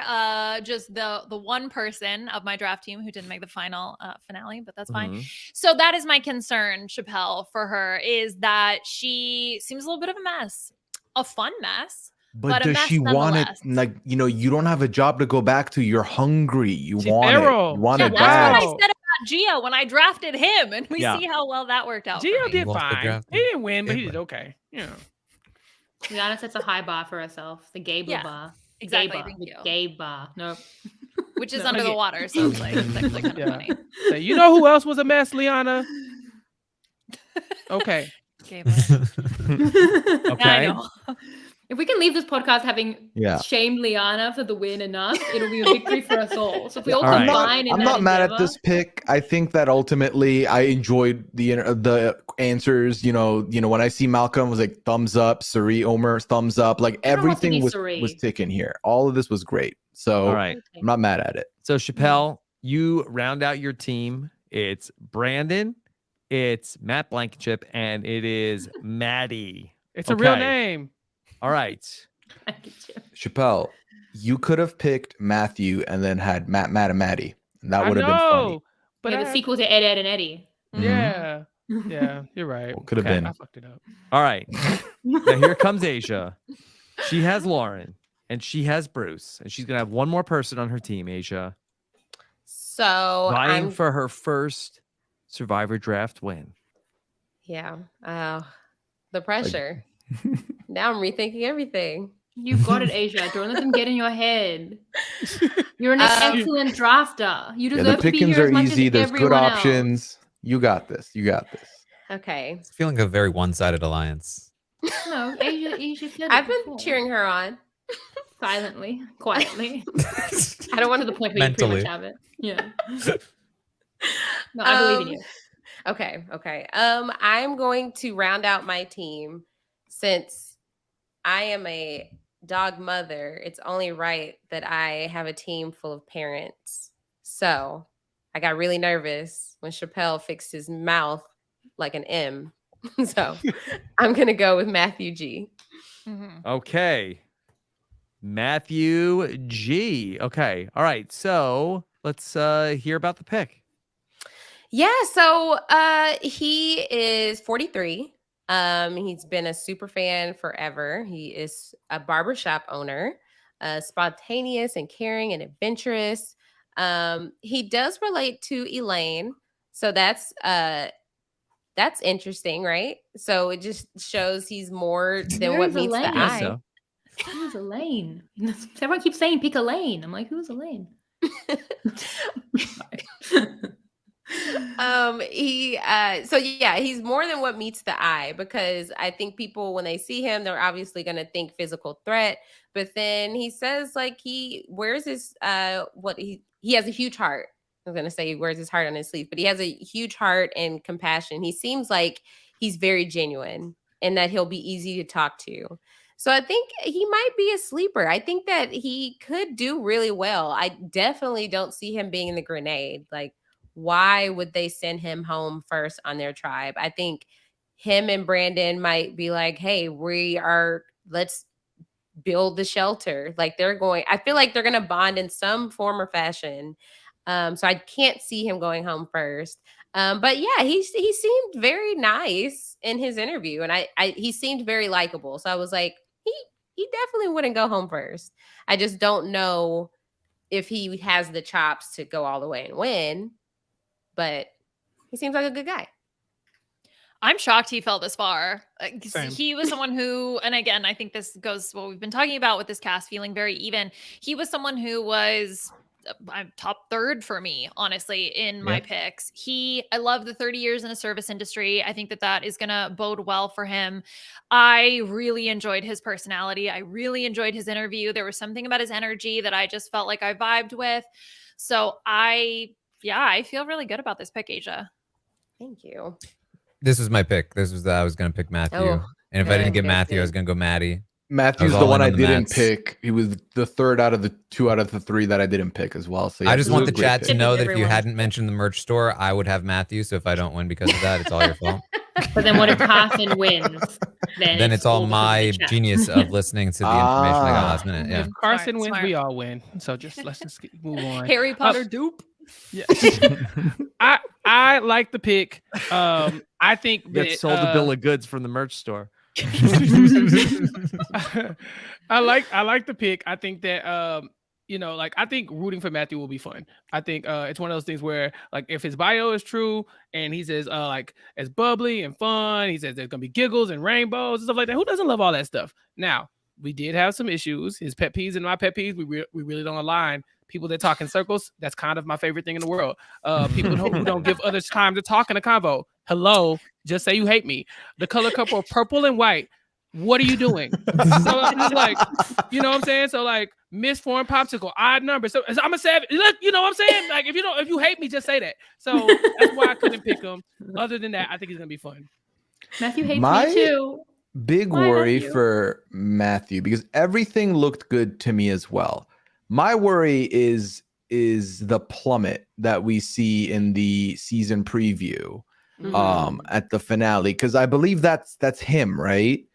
Yeah, but he wouldn't get nominated for that. Yeah, that was my worry. That was my big worry. That if that was a game-ending fall for him, that would not make him the grenade. Yeah, it would not make him the grenade. Right, that would not make him the grenade. But then that would also to show that in the preview. Right. That's why not what are you doing? Same. That's why I don't think it's a medivac because how cruel would that be to like show his game-ending fall over and over and over again in the promos? Like, that's, no, but my logic wasn't so much that it's a not a grenade or like an early boot. My logic was if this is an injury that ends up causing you to be like prevent you from playing the game right, or you like they keep you in, you're nursing the injury, then you're like, all right, you got to leave anyway. You're still not winning, and like at the end of the day, I need to pick a winner.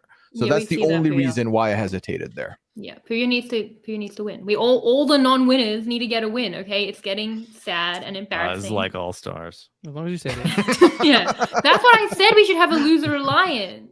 No, because just like All Stars, the people who get really close to winning can go too as a winner. Shannon. Oh, thank you so much for comparing me to Rob. I feel really good about Never that. won. Mm-hmm. Rob, I remember this. I feel good about that. Yeah, Chappell we don't need to make this about me right now.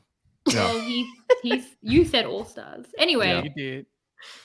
Asia, I think it's a great pick. I was choosing between two people, and he was one, and I thought you'll probably take one, and then I'll take the other, so you'll make my decision for me. And I quite like that because I was so torn on my two. So I think we worked together. I was looking out for you. All right, so Matthew rounds out Asia's team. It's Lauren, it's Bruce, it's Matthew G. All right. We have 3 picks left in this draft. Let me reset who's on the board for everybody watching along with us. They are, in alphabetical order, Franny, Jamie, and Kane. All right.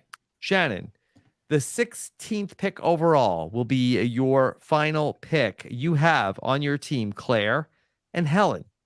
Yes, and I'm quite shocked that this person would fall to me. I think it is kind of ironic given how much I just went on about young ages to take a 23-year-old. Marianne was 23. A smart, really strategic woman. Marry Franny. I feel like we could see that. I'm quite surprised she fell to me. I feel like Franny is clearly very smart. Worst case scenario, she like gets put on a puzzle and like fails out of pressure early and becomes the grenade. I think that is dicey, or she succeeds. Yeah, and they need her for puzzles. She's on the strong tribe, and I really wanted to pick people from the tribes that I felt were going to do really well. I could see her connecting with the other smart women on her tribe, and I feel like she's in like a Sophie mold, and I think that's I love that as someone who would probably be in quite a similar mold way back when.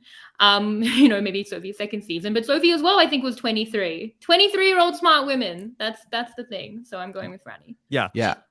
I think Sophie might have even been younger than that. And Franny, the pick for Shannon here at number 16, still in the draft. One season. What are y'all doing? How do you let Franny fall to Franny was in my top 5. Was in my top 5. Everybody's I agree. Franny, I think good enough for you people? Phenomenal steal. She didn't list pet peeves. That seems wrong. She didn't list pet peeves? She did. I didn't see it in the article.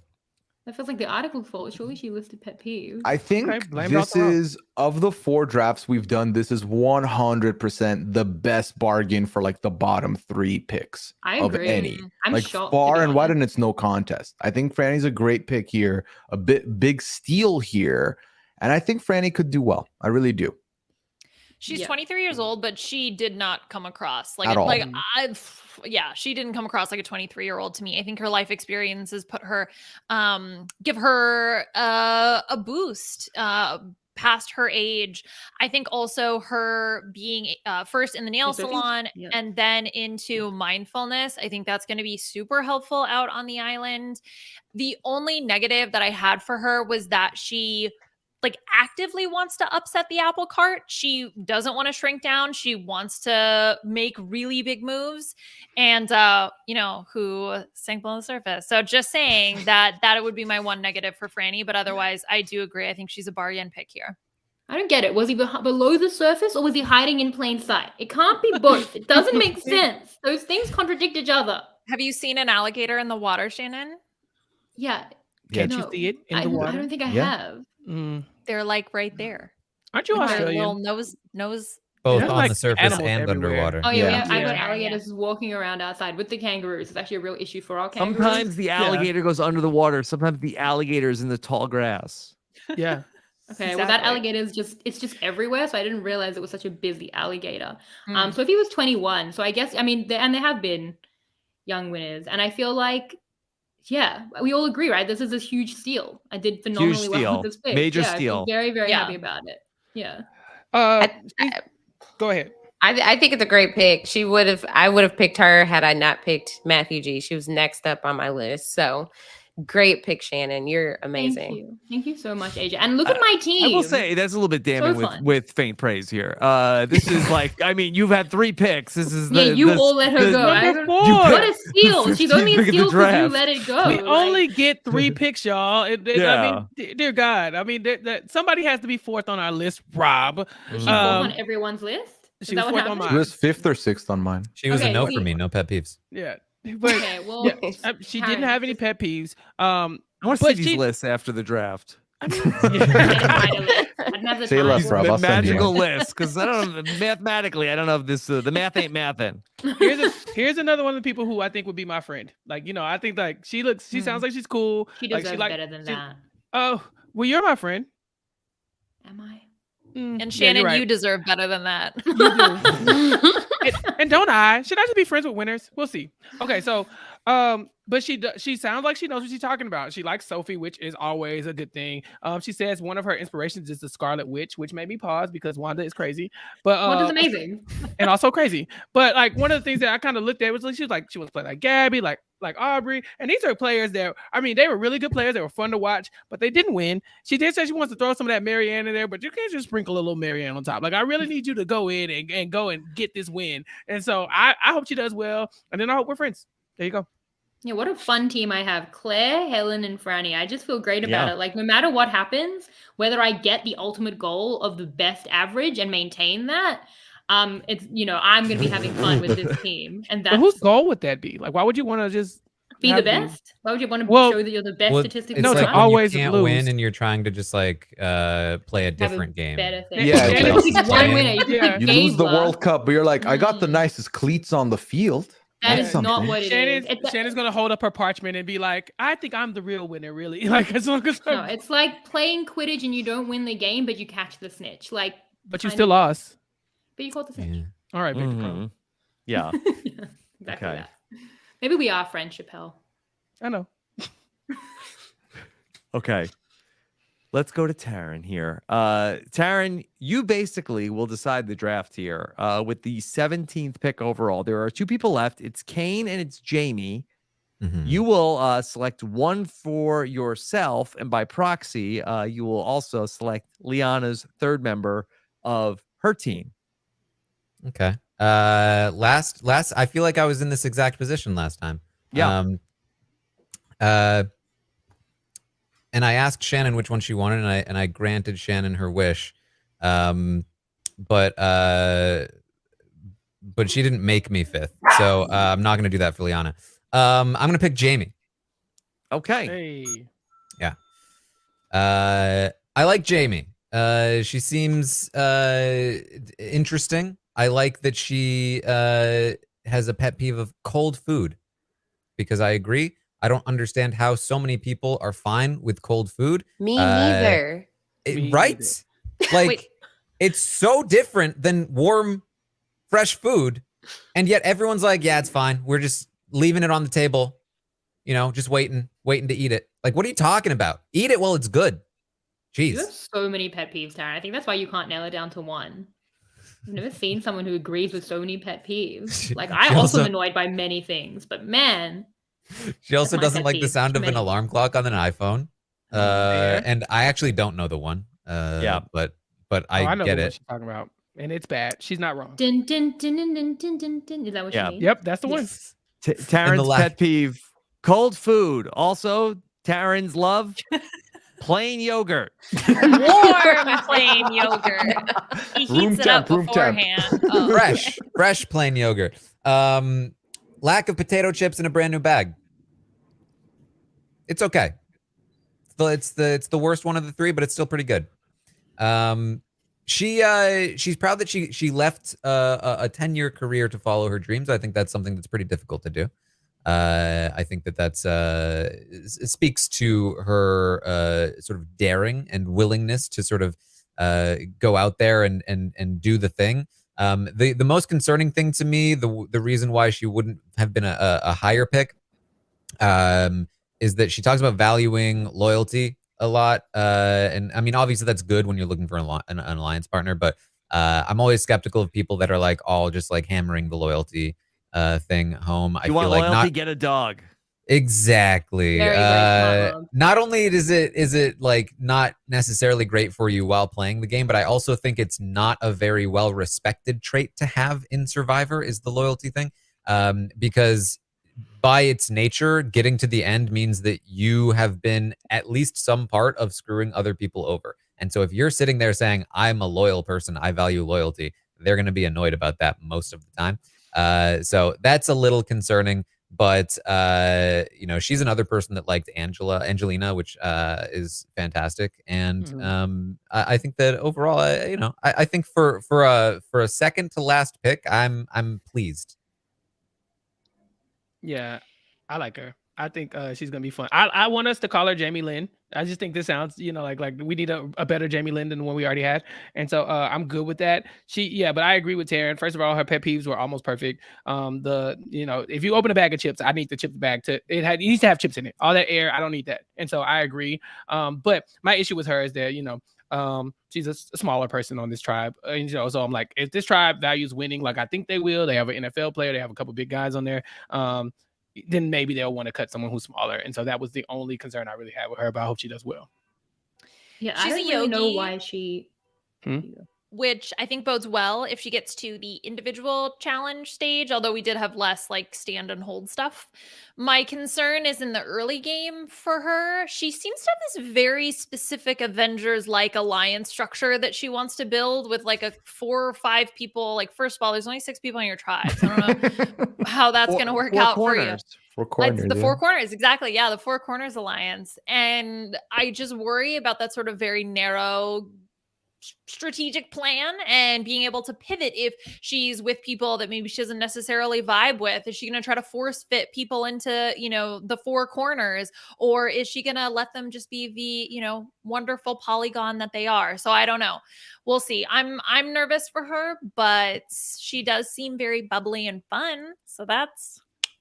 Yeah, as Mike said, a lot of bubbles on this cast. I feel like I don't know why she didn't jump out to me as much. I do think it's not a coincidence that I have no people in this tribe, and it was also the last tribe I listened to, because I think my brain ran out of room, and it was harder to absorb people than it was for the earlier tribes. So I don't know. We do I have don't an think that Australian it's her fault. Survivor season going on right now. Yeah, it's like I literally feel like I'm at max capacity, and even for the people in the other tribes, I probably have to push out some childhood memories or something because it's not really enough space. But yeah, I agree that it is a little specific, but sometimes people do just say things. Like, she would have to have a remarkable amount of control to not just get the allies that she wants, but to put them in like these specific roles for her. And that seems really difficult. Hopefully she can be a little bit more adaptable than that. So I don't really think it's her fault. I feel like I wasn't getting as much from the last tribe because I was panicked and busy and stressed, and that's not on her. So good pick. Okay. All right. Anything else on Jamie, or should we talk about Liana's pick? Okay. All right. Let's bring up Kane. It's All right. only fitting I end up with Kane. He's the one who says that he walks like Sasquatch, and that's probably the biggest fight that Mike Bloom and I have ever gotten into is the biomechanics of Bigfoot. Right. So, Wait, hold on, Liana, because you too said you walk like Sasquatch, right? And Mike Yeah. was saying that's not a thing. Yes. He was like, he like didn't understand when I was like, yeah, you know, like, and he talked about Rob too. He just like didn't get it. And I don't believe that. I think he's being intentionally obtuse, but whatever. Fine, Mike. How do So you know how Kane- Sasquatch walks? Here we go. No. Oh, Mm-mm. no. Mm-mm. I'm not doing this today. You all know how What do you Bigfoot mean? walks. Demonstrate it to How? us now. I've already done that. She I did was it on the already B&B. embarrassed by If Check out y'all the don't watch the B&B. B&B, just say that. I'm sorry. Getting some self-reports here.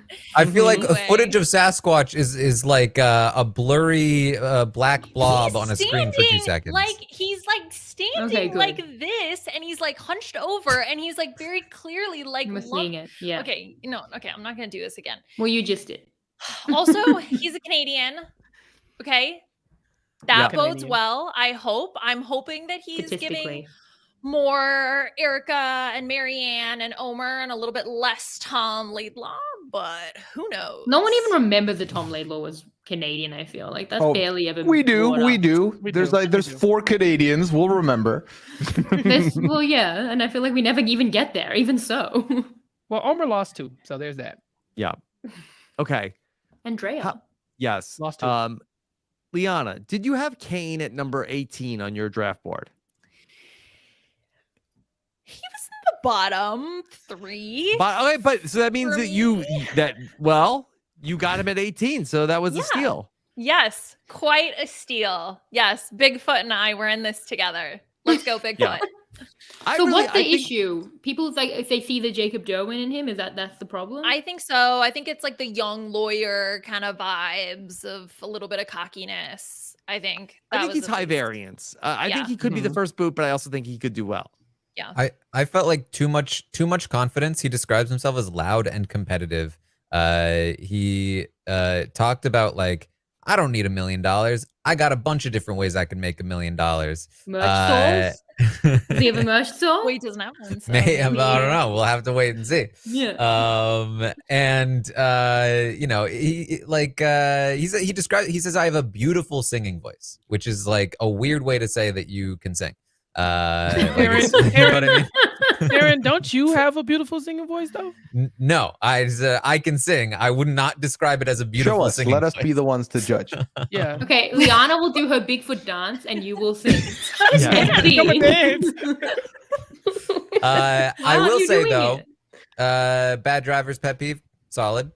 Mhm. However, Yeah, lots pretty of bad solid. drivers say that, so I'm Hmm. skeptical. Oh. Yeah. Because sometimes If it takes everyone's one to it's know like one. everyone's a bad driver, everyone sucks at driving, and then it's like maybe the issue is you. Maybe you're the problem. Maybe it's you. Mhm. Sometimes Yeah. you are what you peeve. I did think it was. I did think it was interesting that he was recognized as the best negotiator at a national negotiation competition for Canadian law schools, because I just feel like Canadian law schools are very polite, you know. And so I think like if you they're like, hey, you know, do you want to do this, and they're like, oh, okay. So I feel like it's very agreeable for a Great bit. 25-year-old who considers himself very loud. I like if you can turn that on, I think you'll be fine.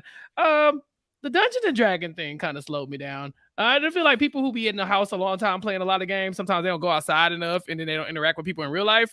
Not This to say that is he's one slander. of No, those, I'm against Not- this. You're Not insulting the entire No. audience and so much of the panel. and except me, because I go outside. So what I'm Yeah. saying here is that sometimes you would like person to have more people skills in person as opposed to online. Not to say that Hey, all he does Dungeons is and play Dragons, Dungeons and Dragons. they talk all the time. They do online through screens and all, and No, they it's- make it's a- up it's dragons an and stuff. in-person game. Which What is are these cool. self-inflicted cool. gunshot Which- wounds? which- Like, what do listen, you which do? is cool. People who I play am- games I online. did- What? listen, Chappell, are we in the again. 70s? Like, why are we dunking on Dungeons and Dragons here? Is that when that started? Because I like the 70s. But here's the thing: I don't have an issue with Dungeons and Dragons. I'm just saying that like if he is like a tabletop game person, this is not that. And so that's all I'm saying. It's helpful. It's nice Is to it? play games. Wow. Yes. Anti-tabletop games. I didn't say anti-game. I said Okay, fine. But you don't invite. What about card games? Chappell put a hex on her Shannon's internet there. Shannon, it shut her down. She said, tabletop. Yeah. Listen, I just Chappell want to say cast the this. Dungeons and Dragons spell on Shannon. Yeah, he rolled Yeah. 18 and boom, it was over. I don't know what none of that means, but I'm happy it worked. Okay, I want to say this. If Liana wins with Kane, Yep. She deserves it. we need to like figure our stuff out. Like if Liana wins with Kane, there should be a punishment for everyone else. There Yay. should be a There punishment for 100% people who should be. cannot win. Because if Liana can put herself in 6th place and you never win, then that's you need to be punished, not the rest of us Chappell. winners. Yeah, this is Taran, more an issue with the way consistent y'all losers. Taran Yeah. needs to- we're not in holding this. this win over our heads, it's giving Because a we- 'cause- yeah. I had because we one won. good year back in 06. The rest of my life has been in shambles. When was Like, your good year, Pooya? Have some right, nuggets. You're and living it. chill. Welcome Yeah. to my year. You're living when, it. Yeah. when your wife Took you wins 4 the tries, game for though. you. Yeah. Thank you. You know?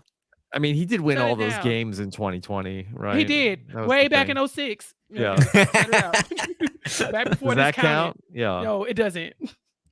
When I All win right. and we're all on have the fun same on level, sequester, Pooya. we'll be 4 winners here and Asia, and it's gonna be great. Yeah. All right. His Okay. phrase, his phrase was the clams are running the show. So if Kane wins, the clams are running the show. The cane Okay. clams. Okay. The cane clam. All right. Well, let's take a look at what you all did tonight. Okay. Let's.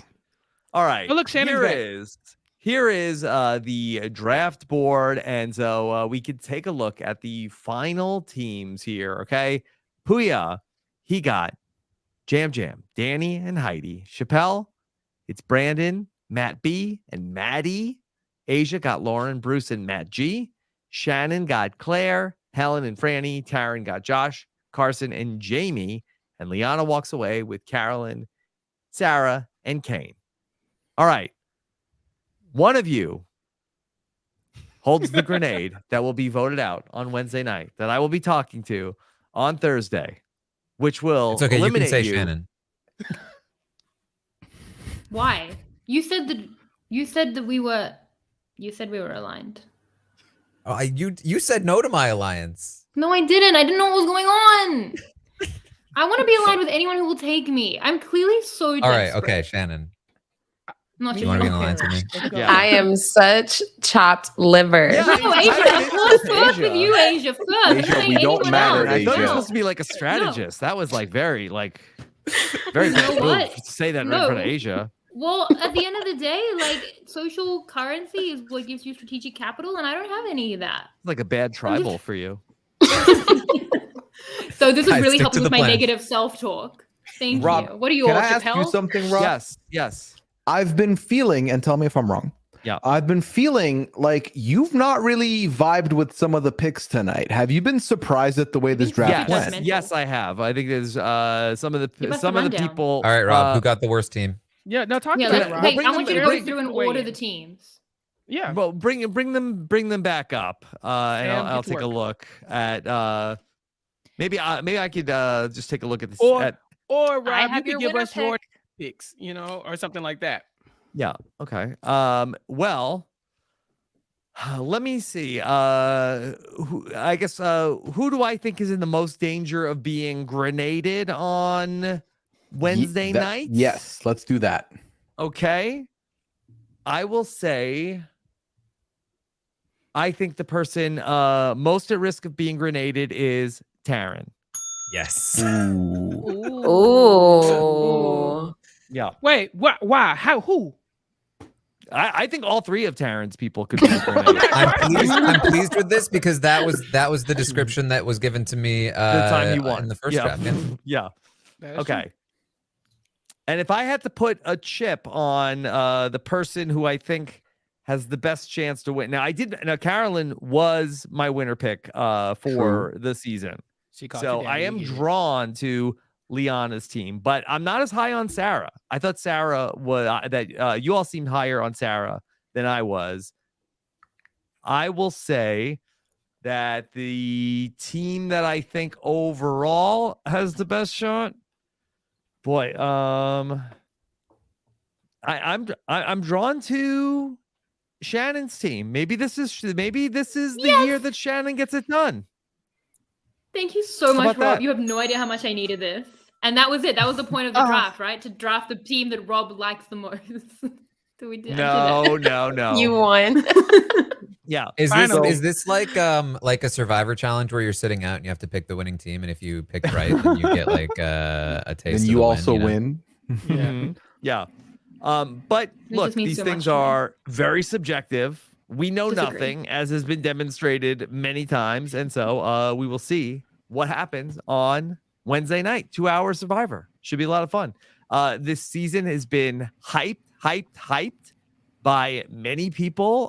So let's see if we get a good one. So I am very excited to kick things off coming up on Wednesday night. So join us for the Survivor Know-It-Alls. Plus, it is a great time to jump in and become a patron of Rob's podcast, because we have so much going on, including a brand new piece of exclusive patron content that I will be doing called My One Burning Question, where I will be doing a deep dive into one question from the episode each week as a video that will be sent to the patrons as soon as I'm done on Friday, maybe Saturday, depending on how long it takes to get it done. But that piece of premium content will be dropping on early in the week for the patrons. Everybody else will have to wait until Wednesday for that. Plus, we've got discounts for the live shows, access to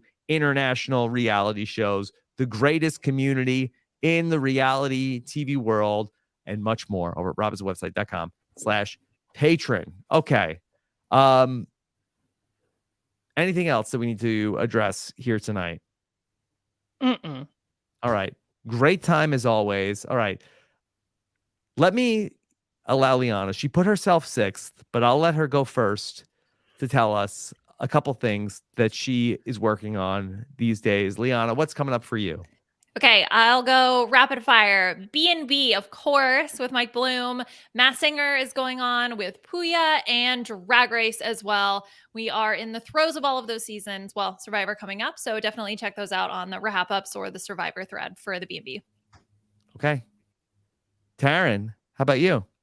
Come hang out on Twitch, twitch.tv/Taran Armstrong. I'll be watching Survivor live with the chat. If you want to come and hang out, discuss the episode as it's happening, get live reactions, it's always a good time. I'll also be talking about Survivor Weekly with the Survivor Stock Watch, so make sure you tune in for that, where we will rate the players, and maybe maybe that's another way Shannon can find some victories. Maybe the Stock Watch average, right?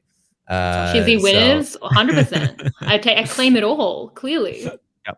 So check that out. Yep. You can hear Taran's Stock Watch as well as the B&B, Survivor Global, and more in our Survivor podcast feed when you subscribe. robbinswebsite.com/survivor.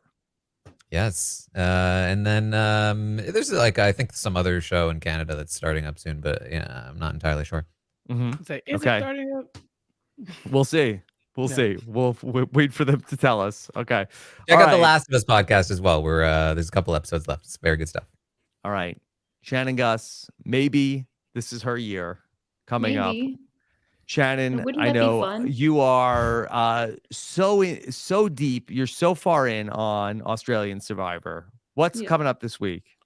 Very deep. Can't see the sunlight, literally. I'm the person Chappell was complaining about. It's true. So much Survivor. Firstly, Survivor Global for Survivor 44. Every week I will be with guests, international guests, talking through the episodes. Week 1, Nick Iadanza will be with me. And then Australian Survivor, all the Australian Survivor. Recaps, exits, talking tribals, weekly check-ins with Rob. All of that for every week. We're halfway through the season. It's a phenomenal season. Everyone should watch it. It's so fun. And I feel like a lot of people have been jumping on board and being like, oh, you were right. It's really, really good. So I encourage everyone to watch it and hopefully follow along with the coverage. We're having a great time, an exhausting time. Seriously, the sun. Chappell and I had a it's fun been great. check-in with Yes. Shannon the other day, and we vowed to stick with it as long as it's good. And we will keep bringing you check-ins on Australian Survivor. Yes. So people are talking about it. Rob is making some big calls about Australian Survivor going viral. And everyone, please check it out. And please check out the It's been coverage. 'cause there's phenomenal. so I much did my going on. catch up this past week, and it's been great. Love it. Yeah, we're Yes, crossing the great streams. season. Shannon's talking about U.S. Survivor while Australian Survivor is on. I'm talking with Shannon about Australian Survivor while U.S. Survivor is on. It's It's a all lot. happening. It's confusing, but it's good. Okay. All right. Great job tonight, Shannon. Okay. Thank you. Asia, what's coming Every up for time. you? Every time.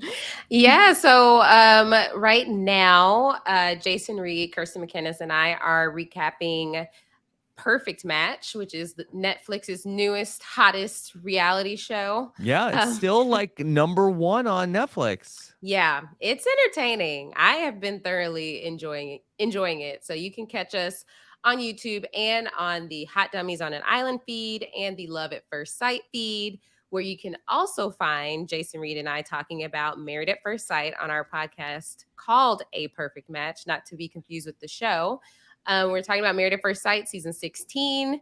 It's okay. The podcast has been better than the show, I will say. So definitely go listen to the podcast. You don't even have to watch the show. A lot of people just listen to the podcast and don't listen to the show or watch the show. But yeah, you can follow me on Twitter and TikTok at Asia like Asia. It's AYSHA like ASIA. All right, Asia, great job to you and Pepper tonight. Thank you. This is Cinnamon. Oh, I'm so sorry. Wrong Spice Girl. She's getting too big. They look too much alike. Okay. All right. Well, great job nonetheless, Asia. Chappell, what's you. coming up for you? Right now, I'm on post-show recaps covering a few shows, including Snowfall's final season. Season 6 of Snowfall just started, and so myself, Mari, and Latanya are talking about that. So check out Snowfall, a post-show recap, or just subscribe to post-show recaps for that. Season 2 of Abbott Elementary is underway, and so the second half of that season 2. So Gia Worthy and I are talking about it every other week on post-show recaps. And then season 2 of Bel Air is back, and so myself and this guy Pooya will be covering the entire second season of that. So check out Bel Air on Peacock and go subscribe to Bel Air post-show recap to give us some reviews and to listen to that podcast. And I'm also doing Grey's Anatomy coverage over on post-show recap. So myself and Ariel will be hosting a podcast called Grey's Anatomy. So we're covering season 19 and doing deep dives into the characters and all the crazy moments of Grey's Anatomy. So check that out, all on post-show recaps. I'm also on Silent Podcast. We were just talking about Big Brother 6. Myself, Sasha, Isaiah, and Ty over on Silent Podcast just did a recap of Big Brother 6. It was a good time. We're also I also recently covered Ant-Man and the Wasp: Quantumania on Silent Podcast, and then I will be guesting on the Fiji Forever podcast on Silent Podcast this week with Gia Worthy. So check that all out and subscribe to Silent Podcast or follow at Silent_podcast on Twitter. Then here on Rob Has a Podcast, we're still doing nothing but Netflix, Rob and myself. This week we talked about We Have a Ghost starring Anthony Mackie, which is currently the #1 movie on Netflix. So go check that out, or just listen to the podcast and subscribe to Nothing But Netflix wherever you get your podcast. Also, You can just listen to the podcast. you could just listen to the podcast. Please don't go watch the movie. You can skip the movie. Yeah, it was there, yeah, just go listen to the podcast. We'll tell you. But and then of course on Rob Has a Podcast, I got to guest with Pooya to talk about 90 Day Fiance last week, and that was a good time. So check out 90 Day Fiance on the RHAP Up with Pooya. I'm sure he'll talk about it in just a second. And then finally, there's a guy on Instagram who needs a kidney. I've been promoting this man's kidney for a very long time. His name is Steve_versus_the world. And so if you want to go check that out, go follow him on Instagram, see if you know somebody who might be able to donate him a kidney, or if you want to toss him some money. Again, that is completely your choice. Don't say Chappell made you give anybody some money or a kidney. But if you want to go to his Instagram, check it out. Do that for me, because Steve asked me to go ahead and plug that. So you can follow me on Twitter at Chappell's_show for any updates that I have after that. All right, Chappell, great job tonight. Good luck in the season. And Thank then you. Pooya, #1 pick overall. Okay. It's really, this is, your season to lose. I mean, you got the whole thing set up. If I do win, great story top to bottom, no doubt. For sure. Yeah, both of And you. thank you so much for the first draft pick, Liana. I'm sure I'll do much better than the 3 before me who went first and couldn't finish it. 9 Day Fiance, I did have Chappell on with me. Great time. I'm going to have Jenny Autumn on with me this week. Wow. Should be an even greater time. Chappell and I also, as he said, will be covering Bel Air season 2. Going to be a lot of fun. I've already watched the premiere. Fire. Should be great. Masked Singer with the incredible Liana. We're having fun. Yep. Surprisingly enough, we finally have a Masked Singer season. That's been exciting. That's been intriguing. So check that out. The podcast has always been great, and the show adds to it. So that's great. We love that. Other than that, I was on the Challenge podcast over on the Dom and Colin Network, talking with Brian Scally, Matt Lagori, and Haley Strong. We did a draft of the new season upcoming yesterday, so that's already out. You can check that out. And find me on Twitch, twitch.tv/Pooya. I do have fun there. I will say to everyone here, thank you so much for motivating me to do my video, and the videos have been a lot of fun. I do enjoy a good bit of dunking on each other, and I am very happy to be part of this group. I'm sure we're going to continue this. Yeah, and we're going to continue dunking all throughout the season. So find us on Twitter. Yeah. Your rap All right. was crazy, crazy catchy. It's been in my head for days. I wish it would get out, but it can't. Nah, it it'll was so stay. catchy. It was so catchy. I made the Yeah. conscious effort of just not listening to it altogether. You're so rude, Chappell. You're so I didn't have rude. to. Yeah. Mhm. Yeah. All right. And then thank you to all of our drafters. Thanks to everybody who watched us live. And I want to give a special shout out to the birthday boy today, Scott St. Pierre. Happy birthday. He gets all of these podcasts out to you night after night. And just want to shout him out and wish him a very happy birthday. All right. Thank you so much. Take care, everybody. Have a good one. Bye.